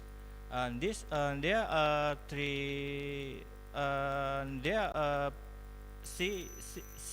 Research must be clear and focused. Number 1 is problem of research question, and research objective. And next, problem in at least. I'm sorry. In the case, research procedure must be detailed. The stage of research must be clear and should not overlap. And the example, research and development of work and goal. Using the stage of work and goal, expert validation is not known, but is known as field testing, which was carried three times or three field test. Like the base for 4D from Tiaga Rajan, which use 4D, don't change it to 3D or 2D, and or ADDA. Please next.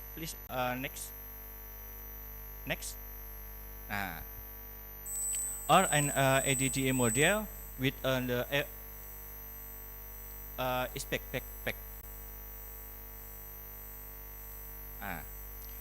Or on the AD model with the evaluation stage as the last stage is not carry out on the advanced the next stage. This means that the standardized research stage expected not to be changed, because later it got to be offside during the implementation in the field. Next please. Next slide.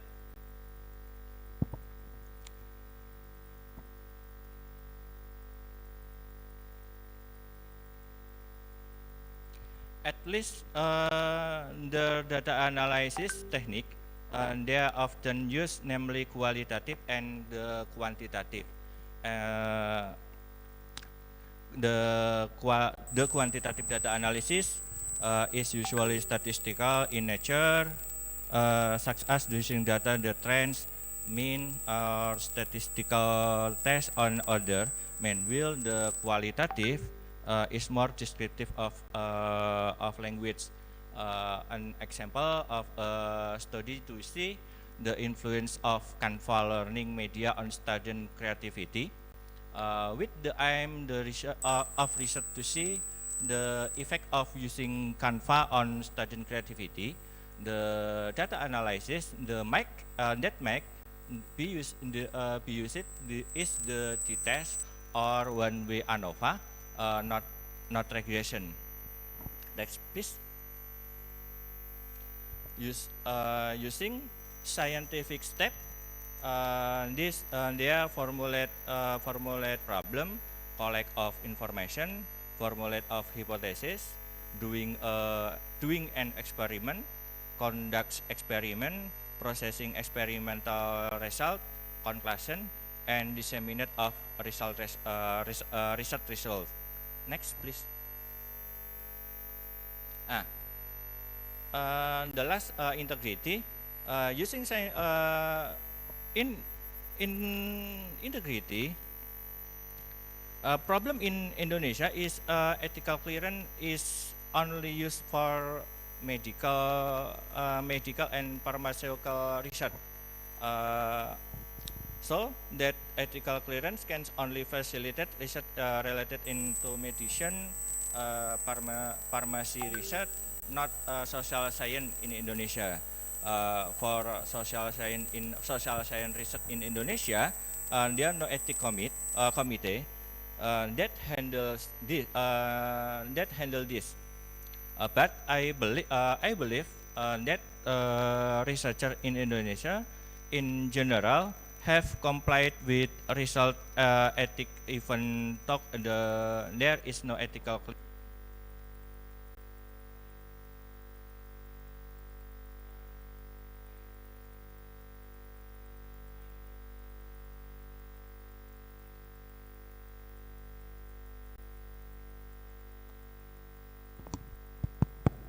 Okay, please.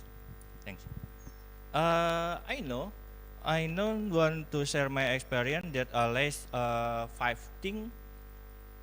I do start the publishing article. First self-assessment. Number 2, C journal. Number 3, C article processing charge.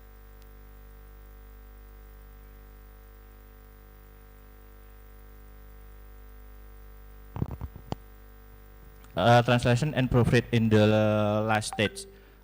In self-assessment, maybe the result are visible. Is the article article is good.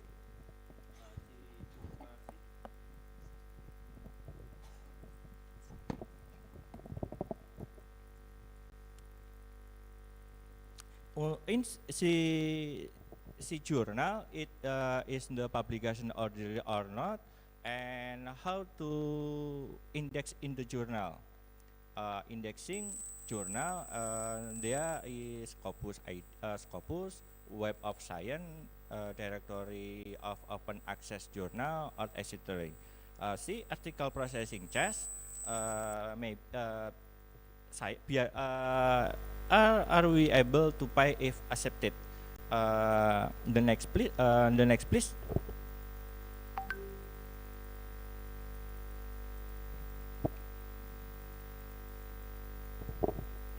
Self-assessment. Good article come from good research result. Number 2, use we write the article, use the InCoTES, use good reference, especially journal article for publication international journal from the journal and letters, not notebook. It is recommended the use of reference tool and collaborate with colleague, at least we like Chat Plum, Chronography Major, Habibi, or etc. If there is a language barrier, use a professional translator and or proofreaders. Independent proofreader must be sure and reportable. Next, the self-assessment 2. Our position is to write article and publish where we are. Journal local journal, Sinta 6, 5, 4, 3, 2, or international journal. In case of journal in Indonesia, indexing for journal in Indonesia biasanya as Sinta 6, Sinta 5, 4, to Sinta 1. Next, see journal. Please the Zoom presented Simaku journal country ranks or SGR and Scopus.com. Next.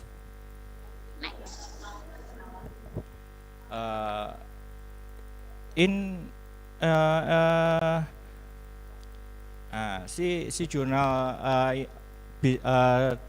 directory open access journal in Tamansiswa, Universitas Sarjanawiyata Tamansiswa, view journal the directory open access journal DOAJ at UST. We already have four journal. For journal in the prior database in there, number 1 Akuntansi Dewantara, Indomat Indonesian Mathematics Education, Upajiwa Dewantara, Jurnal Ekonomi, Bisnis dan Manajemen, and Jurnal Taman Vokasi. The next please. The indexing of journal next, isi index Copernicus International World of Journal, and the next indexing of journal Web of Science. See you MJ clarified in the website this journal of indexing Web of Science and journal. This is next. This is the few journal that are in the bills list. This is list aim to see potential predatory journal and publisher. The next, in Indonesian, in Indonesia journal indexing, see in the sinta.kemdikbud.go.id. Next. Now, once the customize of template,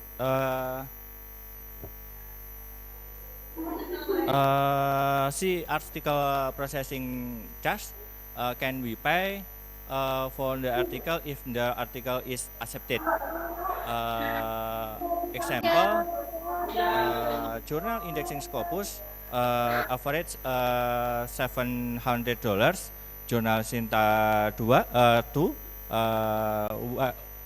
1 million and 2 million IDR rupiah and etc. Next.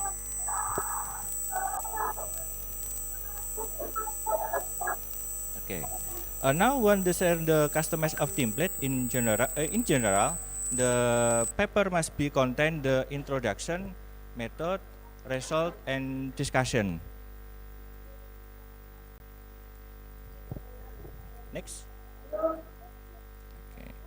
The strongly or weakness of a building can be seen from this foundation.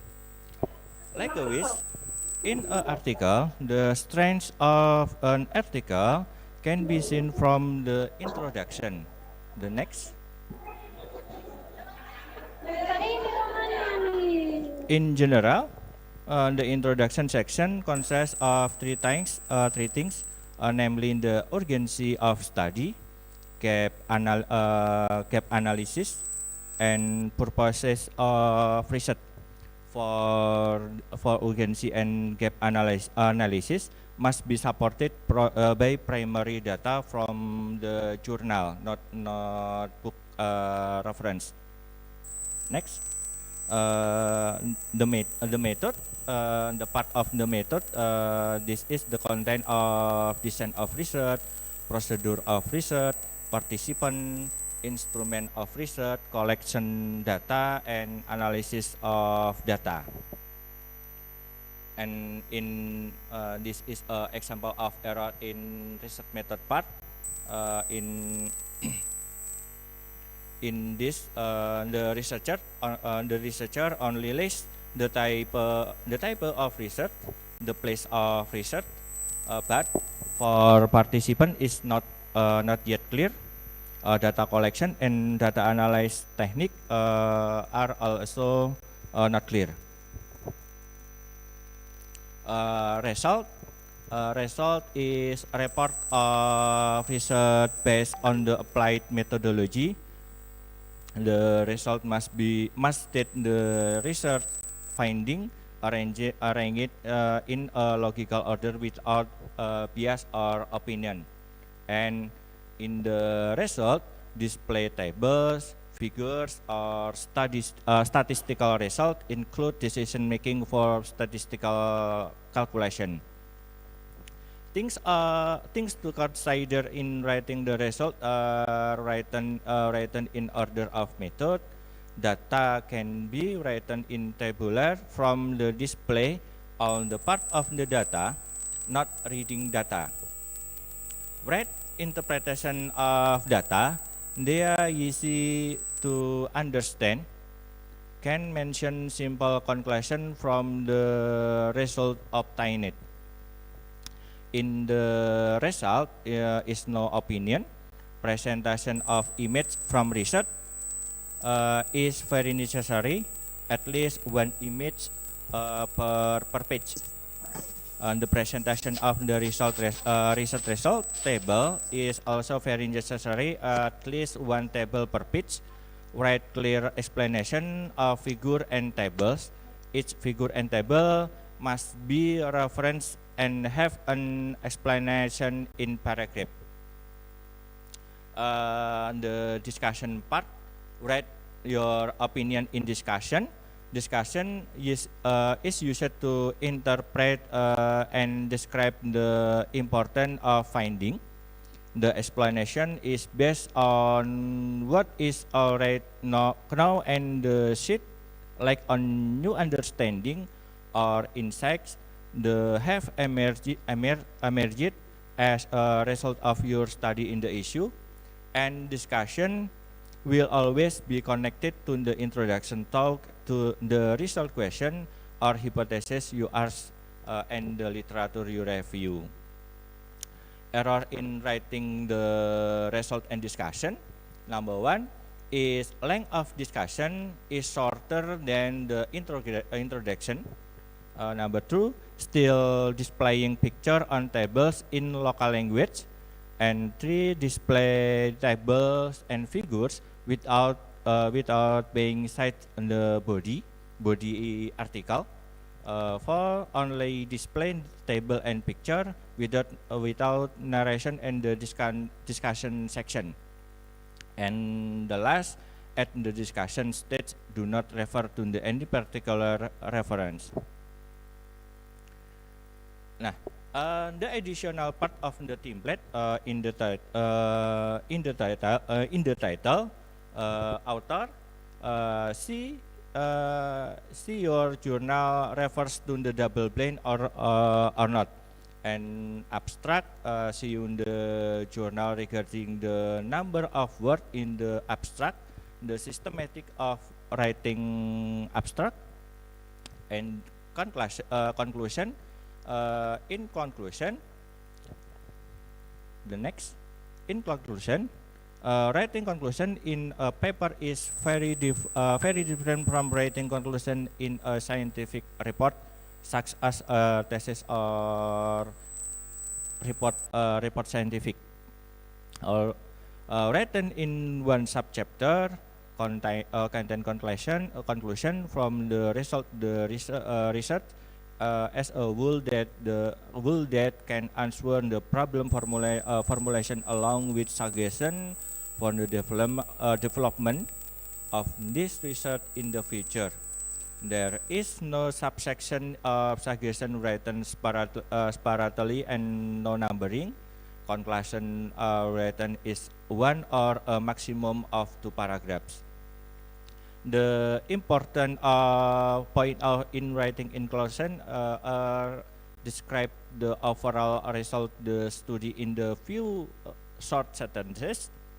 Make sure your description has answered the formulation of the problem posed, and also write suggestion the future development of this research in the last sentences. Acknowledgement. These remarks are conveyed to related parties who have contributed to assisting research in the form of fund, data, or assistance in the form. This research is financially funded by the Ministry of Research, Technology, and Higher Education, talk notice, lecture, and research grant program. And in acknowledgement, don't give thanks to himself. And reference, use citation software or citations of such as Mendeley, Zotero. Read good reference source. Don't use citation from Wikipedia or personal blog. You source from trust journal papers on or proceeding. And use minimum 40 reference from the latest journal. This finding primary reading source in the Google Scholar. Just typing the keyword you want to the search for research. Example, mathematics problem solving, and we find the primary rating source and the Science Direct. And the last, I hope we are waiting for you for research article to be submit the journal of at UST, and we are waiting to collaborate as an editor and reviewer, and we are waiting for research publication. So for the last, I say thank you very much. Sorry, if my English is not good, I will back the Miss Ima. Thank you. Thank you, Mr. Adi. You said that your English is not good, but actually not. You say that, but your English is good, and your writing on the international journal are very huge. Maybe more than 20, am I right? More than 20 or maybe 60. How many publication? In year. Yeah, no, in here, but international publication. In year, all year. 26. 26 publication on the international journals. And then if I have a look on your Google Scholar, you have more than 2,000 citation. That's very nice. And if we relate this to what Mr. Sharidan talked about, that's quite similar. Link each other. You both from math background, and I also see here several audience in this room also from math background. Okay, I think it's better if we move to the next page. That's the question answer session. Please, audience in this room and also friends from Zoom room, if you have any question, please raise your hand, or you can use the chat box on the Zoom, or you may use the option of the raise hand on the Zoom. Okay, let's have a look. Teh Ana, are you there? Here, I'm here. Nice, right? We All right. talk something Yes, very different nice. actually. We have a similar Yes. backgrounds in English, but we listen That's a right. lot of things from different background. Okay, Yes. nice. Okay, what should we start from the chat So, box? okay, I try to look out. Okay, that is a question here Mhm. from Nurul Maulina, I think. Yeah. Wait a minute, maybe. Okay. Yes, from Nurul Maulina, Universitas Sarjanawiyata Tamansiswa Indonesia. I Yeah. want to ask to Mr. C. Adi Widodo. My question is about conclusion. How long are maximums of paragraph that ideals to put on the articles? Thank you. Okay. That's the I think question. to make it simply, also to make it effective, you need to answer the question directly. Okay. Yeah. In the conclusion, yeah. In conclusion, in how long to conclusion in right? The conclusion is 1 or 2 paragraph in conclusion. Is not more than. Hang on. 1 or 2 paragraph, but sometimes when we write, 1 paragraph can be 1 page. One paragraph there any- is 4 and 5 sentences. So it's Okay, quite short. so not 2 page and long paragraph. I see. Okay, so it means that we have like a percentage. Am I right? Take example, 5% of the whole or 10%. In conclusion is more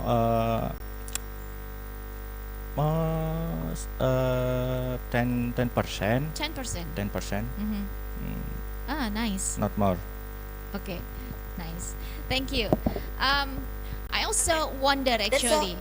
Yeah, I also Okay. wonder actually, Tehana, when John talk about Yeah. something that I couldn't grasp all. John, are you there? Yes, I am. Yes. Yeah, John, your background is actually in English or creative writing, but your interest in writing is more or less about eco or natural things. How did you find your interest in that new field? Oh, yes. So the field of eco-criticism is ecological literary studies. And that brings together literature and the environment. And so I became interested in that area because it requires scientific knowledge of the natural world and also literary knowledge. So there are many literary works now that deal with the environment, whether it's the appreciation of nature or the environmental problems that are troubling the world. So that's roughly grouped under eco-poetry, if it's poetry, or environmental literature, if it's a novel or a work of nonfiction. And so I like how that area of study brings the disciplines together. Yeah. I see. So it's also a good opportunity to make a cross field. Am I right? Yeah. Absolutely. Yes, we hear the terms interdisciplinary, multidisciplinary, cross-disciplinary, even transdisciplinary, right? Yeah. Are they different? Are they the same? Effectively the same. Transdisciplinary means you go beyond. You go that one step beyond, so that you're focused on one problem, but you're bringing your disciplinary strengths to bear. In any event, whatever we call it, bringing those disciplinary perspectives together, I think, can be advantageous for researchers. Yeah, I do agree with that. Remember, Teh Ana, when we discuss or talk about transdisciplinary, multidisciplinary, and so forth, so on. Yeah, that's it. Miss Ima. Yeah. I saw there are two people here who are raising their hand. Maybe I will choose one of them. Maybe they want to say something or ask something. Yeah, Miss go on. Rosanna Katrina Herda. Okay. All right, are you there? Miss Hello. Kate. Hello. Yeah, hello. Good morning, all ladies and gentlemen. I'm very glad to be here. So, at first, I thought that this were only about geography, Mr. John Charles. Okay, it is for you. But when you explained to us about the Rosetta project, which is linked to the language, I read something new and different, and I want to say thanks for your gorgeous presentation. Thank you so much. Thank you. That's very kind of you to say, and I appreciate that. The example of the Rosetta project gave you a new perspective. In fact, it gave me a new perspective. The idea that you could etch all of that linguistic information without the problem of decoding it in the future. So there's some fascinating technological solutions that are actually post-digital, moving beyond the digital format that most of us work in now. So yes, thank you so much for your feedback. Thank you, Mr. John. Hang on. Thank you, Miss Kate. Miss Kate. Oh, okay. Actually, we wonder, which affiliation are you from? Okay, I am from Mercu Buana University, Mrs. Ima. Mercu Your Buana neighbor. University. Yeah, your neighbor. Be a neighbor. Thank you. Okay, let's All move right. to the next. Then Ima, and yes, I saw Mark Gabriel's already raising his hand, please. Hello everyone, great morning. Am I audible? Morning. It's nice to see you directly virtually on Zoom, Mark. Yeah. Come on. Alright, thank you very much. From Indonesia. Yeah. Alright, so my name is Mark Gabriel Wagan Aguilar. I am an assistant professor at Emilio Aguinaldo College in the Philippines. So hello from the Philippines, hello to the world. Okay, I have a question for Professor John, because I'm very, very interested in environmental conservation and sustainability. It's actually one of my research interests. I would like to know, sir, what for you, based on what you've read, is the most urgent environmental emergency that we face globally nowadays? And how are we doing in context of research? Are we studying about it enough, or there is scarcity in that specific area? Thank you. Okay. John, Thank you so much, go on. Professor Mark. Thank you for that question, which is very much a big picture question. And I think that the most pressing issue we face is global climate disruption, because as science has shown us over many decades, the Earth is a kind of self-regulating system. And so effects on one part of the Earth triple in other parts of the Earth. So it's a self-regulating system. And what climate change is doing is causing serious disruptions to the ability of the Earth to sustain essential systems, right? So it's a fundamental change. It's not a problem that's linked to regions. It's actually trans-regional, and it's a concern for all cultures, right? So climate change is certainly one, and biodiversity decline is the second.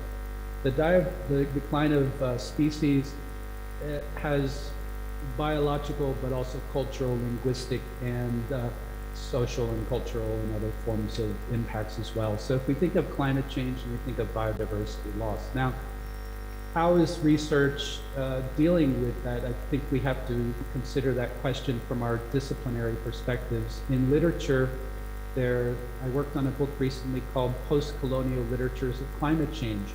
And the argument of that book is that climate change alters the most fundamental role of literature in society, and that the production of literature nowadays is very much informed by climate change, whether directly or indirectly.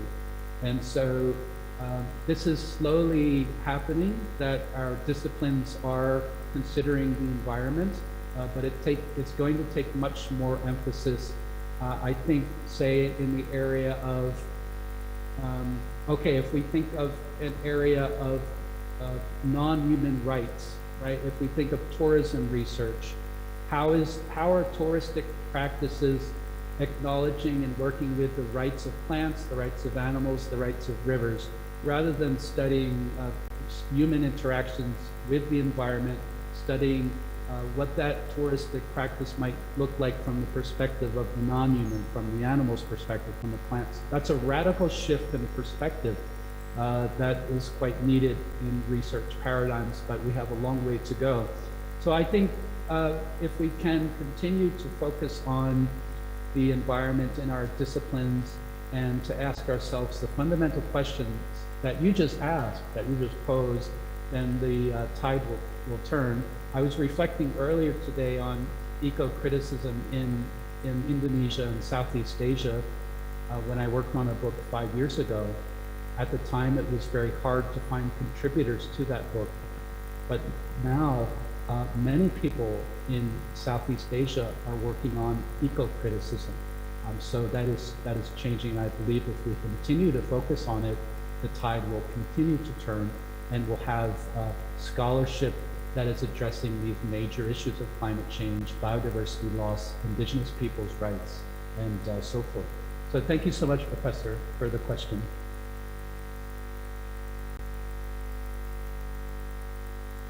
All right, thank you for the answer. It's very great, and we also have one question more here in the chat box. Wait a minute, I try to read it. Okay, from Sirap Sri Rahayu. Okay, good morning. My name is Sirap Sri Rahayu from Universitas Sarjanawiyata Tamansiswa. I want to ask to Mr. Adi. My question is simple. Why you choose this title and what the difficulties of doing this research? Okay, Pak Adi, please. Okay. Thank you, Miss Sirap ya. Yeah. Sirap Sri Rahayu from thank you. In title, the title should be straightforward, reflect the content, and not be too local. The title of the research report can be adjusted according to the wishes of the supervisor, not especial berbeda, different. This different the title of publication international journal, such as whether to display participant. In title the publication international journal, in example motivation and mathematics achievement, Vietnam's case study, in this title in Journal on Mathematics Education or GME, or in volume and number issue, in this volume number 12 and number 3 in 20, or the Turkish pre-service mathematics teachers believe in multiplication. in title in example in title in journal on mathematics education or title in atau judul-judul in different title for journal international publication. Okay, yeah, thank you, nice, Mr. Adi. So Sri Rahayu, sorry, syrup, sorry. We still have one more. Yeah, but I think we have very One more limited question time, here? right? Okay. And actually, maybe can directly what's but that, I deliver to the still Pak want Adi, to what is it, to address one thing from Ibu Purnami from UST. Okay. She is actually here. Ibu Pur, would you mind to speak up yourself, or you want to use this? Yeah, use this mic, because she is also from math background, and in this case, she want to invite Mr. Sharidan. Okay, time is yours, Ibu. Thank you, Miss Ima.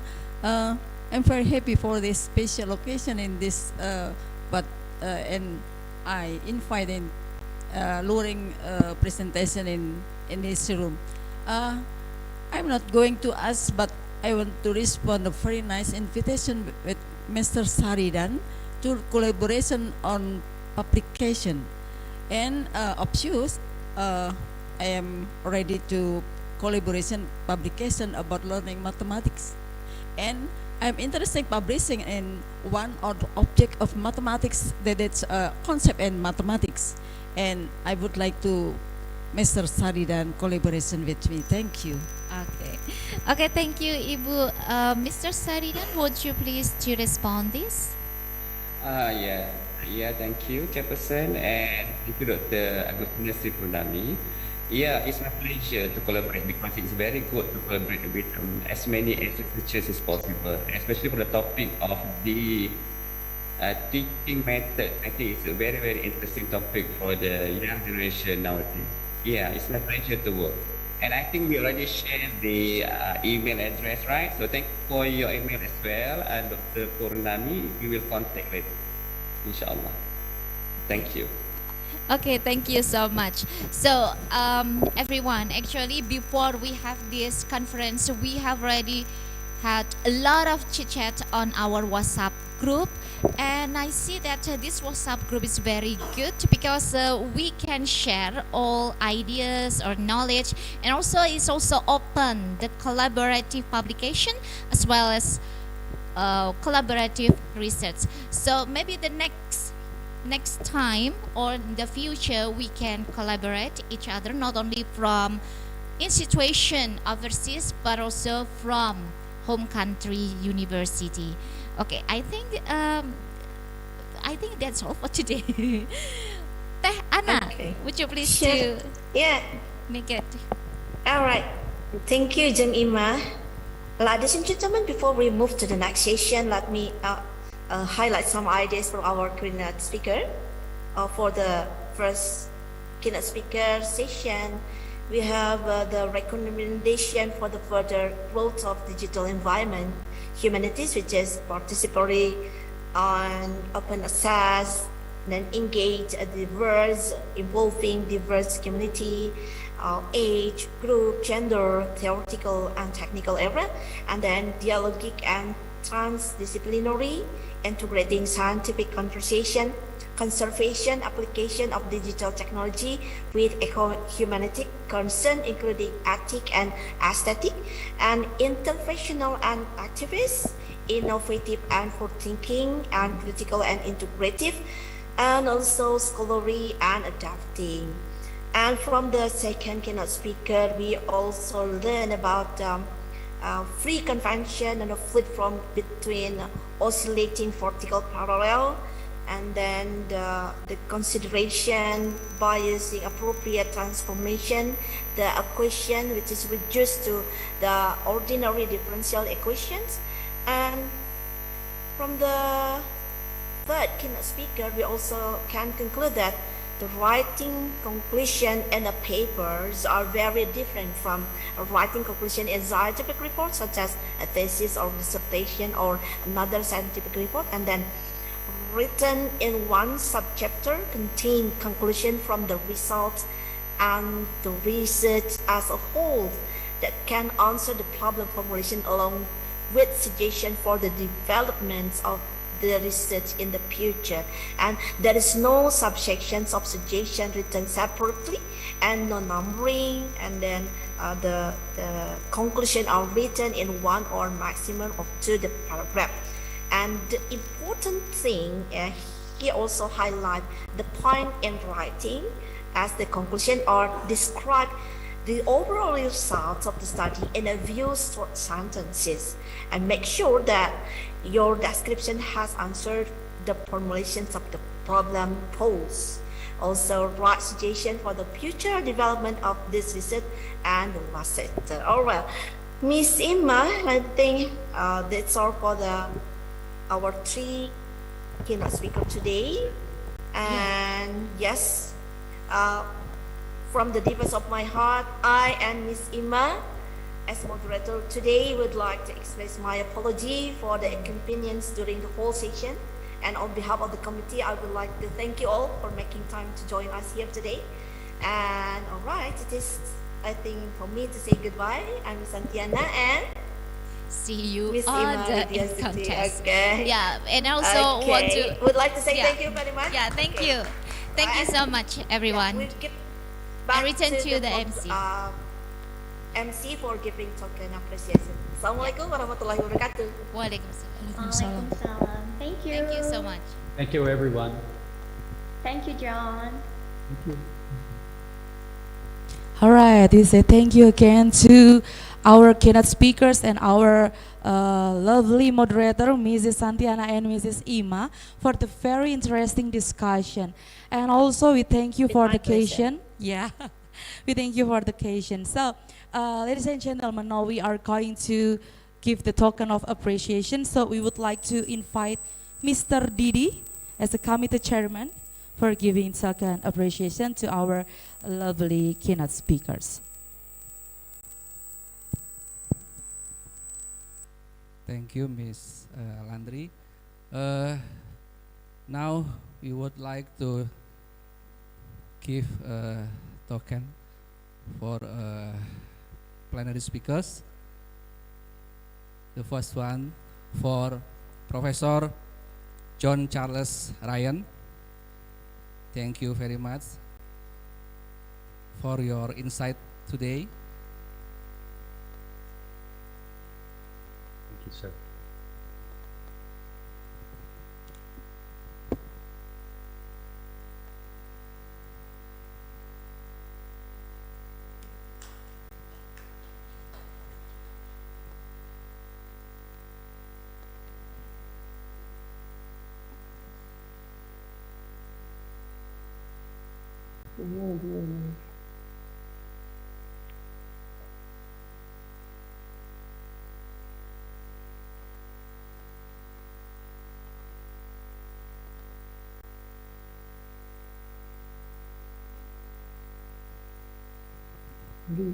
Okay, thank you very much.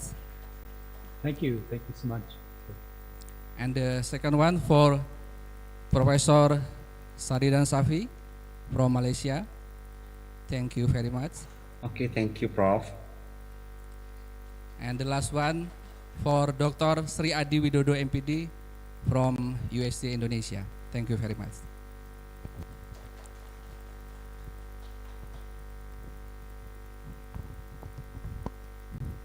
All right, thank you, Mr. Didi. So, ladies and gentlemen, before we end this international conference, I will inform you some information. So, now we are going to parallel session. Please enjoy the discussion on your Zoom meeting room. The Zoom meeting rooms are divided until 7 rooms. Zoom room 1 and 2 for technology. Zoom room 3 until 5 for education. Zoom room 6 for science, and Zoom room 7 for others. So please be note and check your own room and prepare the material for discussion. For your information, after you are joining in Zoom meeting room, you don't need to go back to the main Zoom room, because when you are joined in each Zoom room, you will be guided by your moderator and MC, as well as closing the parallel session event. So before I end, once again, I would like to inform you the following matters. The parallel session is organized into 7 Zoom meeting rooms with 3 until 5 papers presented. It depends on each room. The operator will group the participant based on the participant numbers. The parallel session rules will be informed the parallel moderators and MC. So for further information, please read the 4th InCoTES Handbook 2022, share on your chat room as the name of the presenters listed on a handbook, or you can get it in WhatsApp group. So, ladies and gentlemen, now we are reached the end for the first session of the InCoTES 2022. Please have a moment of silence. Thank you. Ladies and gentlemen, well, once again, thank you very much for joining the 4th InCoTES 2022. Even though it's done by hybrid mode, as the master of the ceremony, let me express my sincere appreciation to the all speakers, leaders of UST, the committee, all presenters and participants. I am Epsilandri. I would like to apologize for any mistakes during the event. May you have a nice conference. Please enjoy your next parallel session, and we are looking forward to seeing you again on the 5th InCoTES 2022. Thank you so much. Good morning. Stay healthy. Wassalamualaikum warahmatullahi wabarakatuh. Shalom, Om Santi Santi Om, Namo Buddhaya, Rahayu. Salam kebajikan dan salam dan bahagia.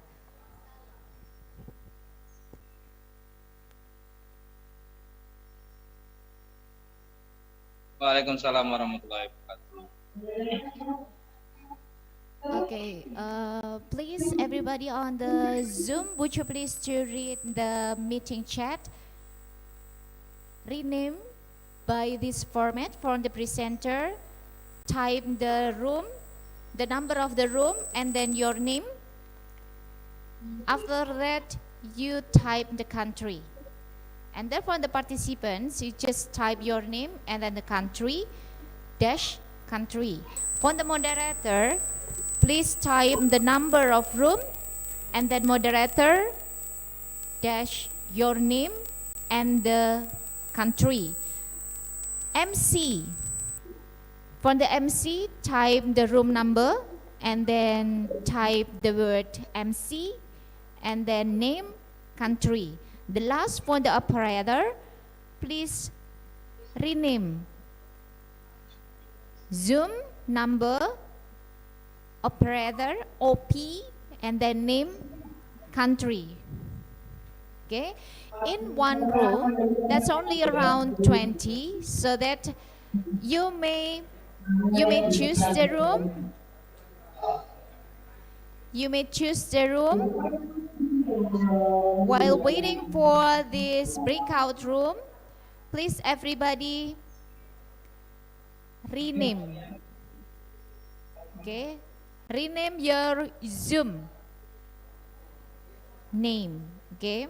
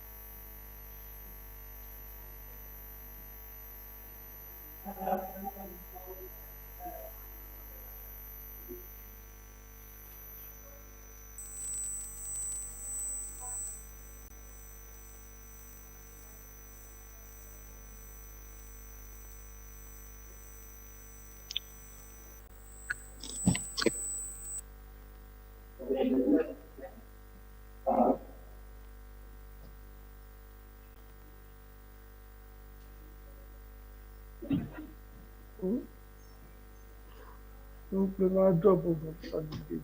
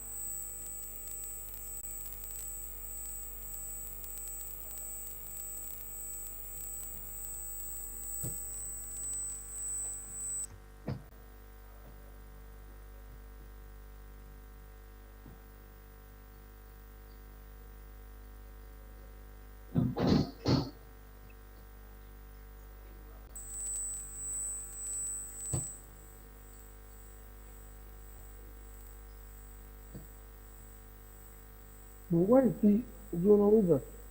It's your one chat back. He by the game of a game cover. He by you in a man. Why is the Zoom shot you have?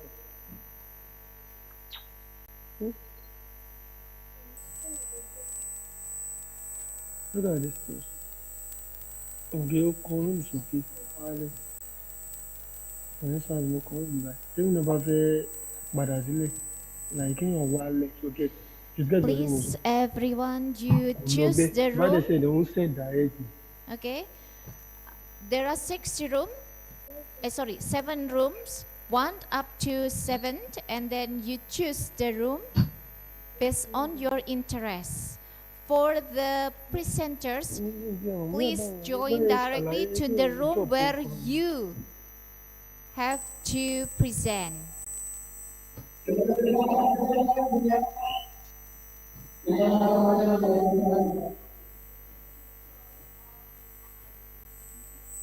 You join yourself.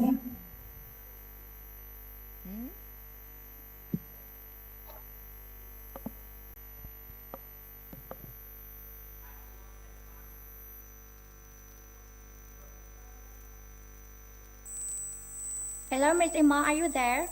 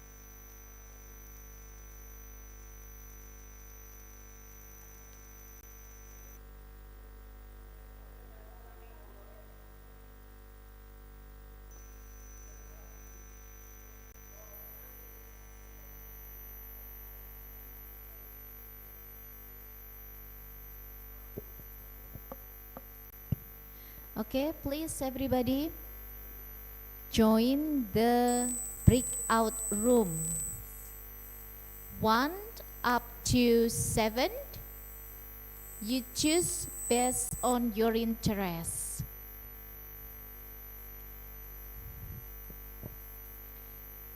If you want to know more about the abstracts and also topic in each breakout rooms, you may have a look the program book which we have already shared.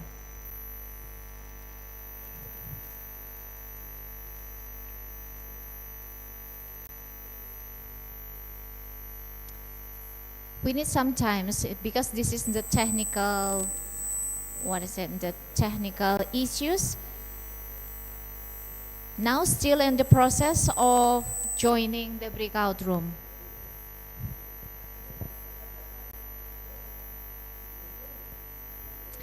Okay, please everybody, you join yourself. There are still around 78 participants have not joined. Please join yourself.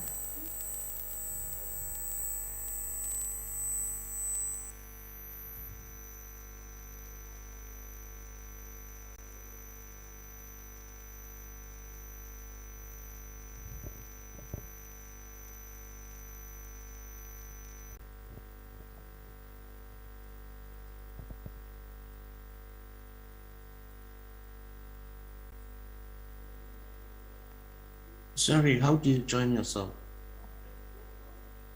Click join. Click join to which room. Which room do you choose? I don't see the room in the options here. Do you use the mobile phone or the laptop? Laptop. Laptop. Can you see 4 boxes on the bottom of your laptop? That's the breakout rooms. And then, yes, I can see. I can see now. And then you just pick up the room that you want to join in and then click. What is room 1 and room 2? Yeah, just go to room 2 and then click join. Okay. The bottom joined. Okay? Okay. Nice. Now around 40, 43, 42, 40 participants still in the main room. Please you join yourself. Find out the breakout rooms icon on the bottom of your laptop or on the bottom of your screen, and then click that, the 4 boxes, then choose the room that you want. Okay, in one room that's only around 20. So if you see more than 20, you can go back to the main room and then choose another room. Okay, is there any difficulties for joining this breakout room? If you do, please let me know. Okay, around 24 haven't joined.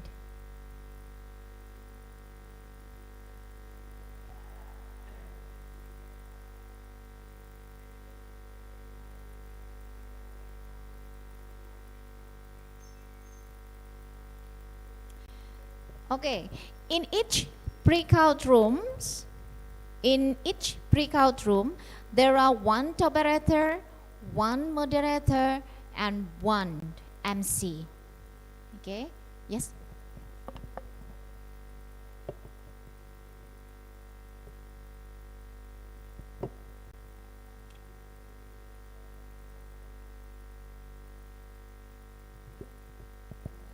Okay, less participants, only around 12. Please, 12 participants join the breakout room.